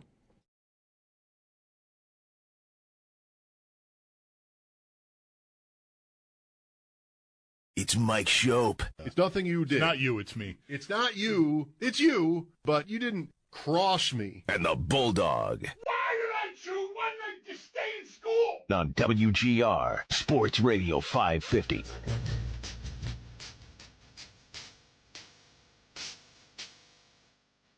Bird Box. Prominent on today's show. I don't even know this movie. Bird Box. I'm grateful that you knew the name of it. I looked it up. I searched Sandra Bullock blindfolded. All right, there you go. Apparently, she's only in one movie where she's blindfolded. Or that was the lead, that was the number one of the movies in which she's blindfolded. Yeah. Bird Box. You know it. We watched it, our whole family, holiday time one year. I don't know, maybe snowed in. Is it a Christmas movie? No, it's a horror. Not many Christmas movies have blindfolds. It's a horror psychological thriller type, I guess I'd say. Okay. I can't. Did you like it? It stuck with you. I did like it. But I don't. It's funny. I've alluded to I don't remember the premise exactly. I know she's blindfolded and she can't take the blindfold off. Because I think if she does, like, everybody dies, or her kids are going to die, or something. Like, so she's got to try to complete this journey blindfolded, and that's all I have. It's not The Traitors. I don't know if that's broad strokes enough and close enough for people to go, yeah, I saw that. I remember that, Bulldog. That's closer if I'm way off. But she's blindfolded. Is that Celebrity Traitors? No, I don't think so. Because you are blindfolded in one part of that game on that show. You are blindfolded when they decide who the traitors are. When the person goes around and touches you on the shoulder if they've decided you're a traitor. All right, I'll have to catch up on that. I'm now watching, in the absence of a new episode until Thursday, I'm now watching The Traitors UK. Wow, you love this show. I love it. Yeah. I love The Traitors. Good for you. I'm putting up with the UK version of it. This is a new show. It isn't just like archived that you're watching. It's like it's relatively new. We are in season 3. Okay. Thursday nights on Peacock. Got you. All right. I don't know about the UK. I think it's also season 3 that I'm watching. I appreciate that you found something there to watch. I am mostly the shows that I see promoted on that service. I feel like I'm going to make a point to never watch. Oh, come on. No. All the Saturday Night Live stuff, you're not as into that as I am. I don't see promos for that. I mean, I know that's there. I know, but I'm saying the stuff. I'm watching a football game, and you're telling me about some show, and I'm going, yeah, no. The Copenhagen Rules, or whatever that is, just is the one. Look up, I haven't watched that. Look up, Downey Wrote That. Okay. Documentary on Peacock about Jim Downey, the SNL and Letterman writer. All right. If you're a buff for I'm saying all right. the history of that show I'm and saying skits. all right, like I might actually follow through and do this, but you know me well enough to know that there's no chance I'm going to go. It's not that interesting to you, I guess, but Yeah. I did like that. I would like a doc about an SNL writer. I'm Okay. sure of it. I just don't know that I'll follow. I'm too deep into 6-year-old show called Homeland. I'm in season 5 and there's 8 seasons. So you made it to season 5 in I Homeland? made it to season 5 and I'm not mad at it yet. I still like it. It's still compelling. She's such an incredibly complicated character and does these awful things, and I'm enjoying the show. It even graduated to the living room. Wow. Like it was relegated to basement bike. That's where I watch, 90 minutes a day. I do that. This, I was so close to finishing season 4 on Friday. I came home and watched 3 episodes in the living room. Claire Danes. Yeah. I want to remember the name of the character, but I don't. Uh-oh. Sorry to put you on the spot. I need to see her. You're watching the show every day. To say her name. How could I not know her name? I know Saul. Saul Berenson is the guy. I know Pete. Hey, there's a Pete. There's a Pete. There's a Saul and a Pete in the Bills coaching search. They've requested interviews with Saul and Pete. What is her? Carrie. Carrie Matheson. Carrie Matheson. That's it. If you hadn't said Carrie, I was going to get to her sister's name, which is Molly. No, not Molly. I don't know. I don't know a anyway, sister. I like the show a lot. Anyway, so I don't have time for traders right now. No, you don't. Or there's SNL. You're clearly docs. immersed. I am immersed. I am. That is a show where you can't really put it down. It's hard to put it down. It also doesn't make any sense to me. That's what I have. Like found. most shows, I can't even understand it. Yeah. But it's one of those. It's a page turner. Yeah, for a TV they've done show. a good job of moving the settings every year, but the still, the similar friction and dilemmas. I did not arise. get to season 5. I know that. Yeah. I think I might have gotten to season 3, but all right, I'm out. The Traitors is on. I have to watch The Traitors right. instead. Opposite shows. Kevin is with us. Hi, Kevin. Hi, guys. How you doing? Great, thank you. All right. Well, I know this is a big shock to everybody. I know the players are upset. Everybody's upset. But the Bills are moving out of, in my opinion, the neighborhood into the city. And I think with what's going to be happening, it's going to be a big change. And I'd like to float the idea of, I don't know what these guys are going to say tomorrow morning at 10. I hope they don't bring Brian Dable back, for God's sake. But I think the best alternative from what I've read and understood and coaches that are available, I think Josh McDaniels would make a awesome head coach. New England. I think New England. I think our offensive coordinator, I think Brady's going to be gone. I know we got to wait a week, maybe more, depending on what the Patriots do. But I think Josh McDaniel is young enough. He's got experience. He's helped this Patriots team come out of nowhere. He's got Super Bowl rings, and he's got the New England playbook, which doesn't really say a lot, but I think he would work well with our team. Okay. And I hope our defensive coordinator stays. Otherwise, we got to get a new one for that as well. But I'd like to hear your thoughts on Josh McDaniels. Okay. Yeah. I haven't thought about this one, this idea. I haven't. It's easy. I hate it. He's a brilliant offensive coach. He's been a disaster as a head coach. Well, that was what? That was Denver? And then he took Indianapolis and then reneged? Backed out of it. Was there Vegas too? Vegas, I think, yes. I don't know. I mean, third time's the charm, maybe. He is. I think he's had everything you said is right about the offense. I mean, you go back to Brady. I mean, he's I think brilliant. I just don't trust it. I'd even wonder if McDaniels would make a move like that, given his career and the situation he's in. Yep. He's got his Josh Allen. He does. I mean, he probably gets paid great. Would he just have to get back to the head coaching ranks? I don't know. I wouldn't assume it. But it's interesting. When I saw the caller's idea on hold, I thought he was going to mean Mike because he said McDaniel, which is Mike McDaniel, and I thought he was going to go there, but instead Josh McDaniels. I just haven't given that any thought. I'm excited to see what happens with Mike McDaniel, and I doubt the Bills would do that because then they are hiring a coach who they destroyed for years. Like, this is the guy yeah. But I think he's everything else. He's everything I just said about Josh McDaniel, but I wouldn't want to trust him to step in here it's too much of a departure, I think. I know organizations often, we say this about hockey, well, we say about football too. Do I have the loose players coach? That didn't work. Okay, get me the strong disciplinarian guy, show up 7 minutes early for the 8 o'clock meeting guy. And then when that doesn't work, okay, get the ping pong table back. But I would have a very tough time following Sean McDermott with Mike McDaniel. In part because that they caved his team's skull in regularly.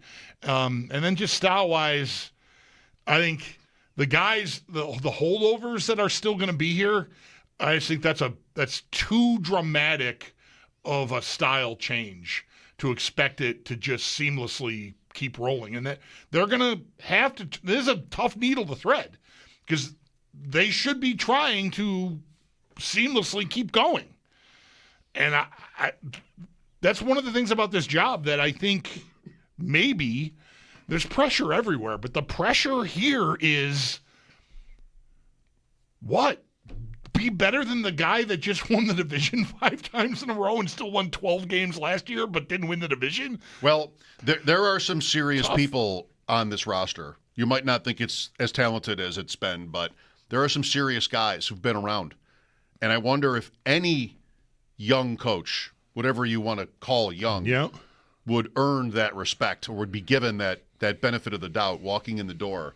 Like Clint Kubiak apparently is excellent at coaching offense. Also, who is Clint Kubiak? I'm Deion Dawkins and you're my new boss. Mm-hmm. Like, I don't know. It's a little bit tricky, perhaps. Not even to consider what emotions players might have for McDermott. I mean, that would probably vary. But still, like, who are you then? Who is my new leader? That's why they have to, I think, have to. As much as, yesterday I said, like, I don't know if I want Josh Allen's friend to be the head coach? I'm not sure that I want that relationship that's already pre-existing in place when I choose my next head coach. But if Davis Webb were to get the job, I'm assuming Josh Allen can bring the entire locker room with him to this guy's going to be awesome. As long as they don't come to resent Allen for this kind of having this kind of power. Okay, that's a very good point. It's part of the reason I would like to guard against that sort of hire. But if you need to bring everyone to the party, maybe that's your best shot because he's got to love it. They have to believe he loves it. He doesn't just have to convince us at a news conference. He's got to convince them while they're having, beers and double-dipped honey Cajun wings or whatever they eat. They have to know that he believes in it. So he's got to really believe it. Some of the other players would know Webb because he was on the team. Sure. I saw Mitch Morse on Twitter. I didn't hear the segment. He had been doing a weekly thing with One Bills Live. And I don't know if this was even from that show, but I just saw a clip of Mitch Morse, and the caption was Mitch Morse says, Davis Webb is going to be a home run hire somewhere, someday. And maybe the day is now. Yeah, I don't want to leap to watch out if Allen just seems so anointed that now he's picking the coach, or that might be how it's perceived. And, I mean, this playoff loss is on him more than it's on McDermott. This loss to Denver is on Allen more than it's on McDermott, I think. So, I mean, he's obviously very famous. He's a superstar, and he's earned that. And huge money, everything that comes with. And I think he hasn't given off any real idea, any reason to think that he hasn't been able to handle that. But it's the kind of thing where it's sort of like a tiebreaker against you. It can be with other people. If you're untouchable, Nobody can ever.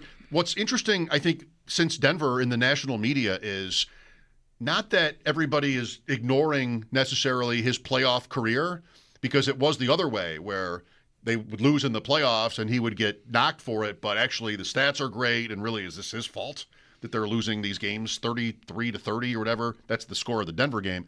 But you have the turnovers in the Denver game, and now it's like, he's taking hits. Allen is taking hits, and the coach gets fired, which is even harder for him in that space. He doesn't have to even care or know, but that's out there from this game, and I don't think it's unfair. Yeah. So if there starts to be sort of resentment after that loss, McDermott pays the price for it. It's not just Bean, it's Allen, because this is what we're saying about Bean all day. McDermott pays the price, and then Allen is like almost promoted as well. He's sort of, for the first time in his career, there's a coaching change. It's never happened for him. Right. And I think the Bills should want him in the conversation. But I'm hiring this 30-year-old ex-Bills quarterback because they're tight. Yeah, I think that's risky, even if he is supposed to be great as a candidate. I'll just squeeze this in now because we've talked so much about how the Bills have handled or mishandled this situation. They released a Twitter message thanking McDermott. There's now, on the heels of that, a 3-minute montage video that they've put out. Thank you, Coach, it's titled, the Bills. So just so fans are aware. I just want to, I'm going hard on them for not doing this stuff, and I think it's really late. It should have been yesterday, but they got around to it. Tweet from Todd. Saul and Pete happen to be names of the Pittsburgh Pirates pierogi race characters. Wow. Do you think Homeland got it from the pierogies? Saul and Pete? I don't know if there's Pittsburgh ties. Is that like salt and pepper? Saul and Pete? I don't know. Probably it's pierogies. Yeah. They have to mean something. Yeah. What does Saul or Pete have to do with pierogies? No idea. Salt and pepper? I'm not a Pittsburgh guy. There might be like a sour cream name. That's your number one pierogies accompaniment, I would say, would be sour cream. I like mustard more than sour cream, but I like to have sour cream too. Maybe there's a muss in the pierogies race. Rick is next. Hi, Rick. Hey, guys. How you doing? Thanks for taking my call. You're welcome. I just want to put this out there. Since the firing, all we heard was Bean. And looking back at this roster, who really made the roster, Bean or McDermott? All the Carolina players, all the defensive draft picks. I mean, whose roster is it really? When all the offensive players, most of them came in free agent signings by Bean. Yeah, I believe there was a power struggle, but I don't know how much of this is on Bean or how much is on McDermott, because they weren't a pair when they were hired. McDermott was hired way before Bean, and Bean was the afterthought. What are you guys thinking? I think it's always been perfectly reasonable to think that these guys have collaborated on most of everything the Bills are. And there really hasn't been any talk of a division since, I guess, maybe the summer at the very earliest this year, or I don't know, the end of last season maybe, so a year. But how could you possibly quantify the answer to that question? I mean, I guess somebody, one of them, someone else conceivably could know McDermott was this guy, Bean was that guy, this was this, and just sort of itemize the whole roster like that. I couldn't do that for you. I mean, who could other than those two men? Right. So I think they have worked together on a vision, and the roster is mostly within the scope of that. And apparently this year there was more friction on the roster than before, and now we're here. I mean, McDermott is not without responsibility entirely for who plays for the Bills. I would say. I mean, how could that be true? How could that be true of almost any coach in the league with any sort of credibility or experience? There's input. How much? Who could know? I mean, exactly how much? One guy's title, though, is the GM. That's what is supposed to be his job. And so when it comes to the roster, however involved McDermott might have been to any extent of building the team that they have, it's still the GM whose name is on it. Like, that's Yep. What his job is supposed to be. And when you're not getting a trade done at the trade deadline, that is McDermott. What can I do for you? Right? What can we get you? What do you need? What do you want? Right? What's available? Here are the players that we think, we might be able to talk to some teams about, or I've already talked to Green Bay about this guy, Rasul Douglas 2 years ago, or whomever, right? Who can I get you?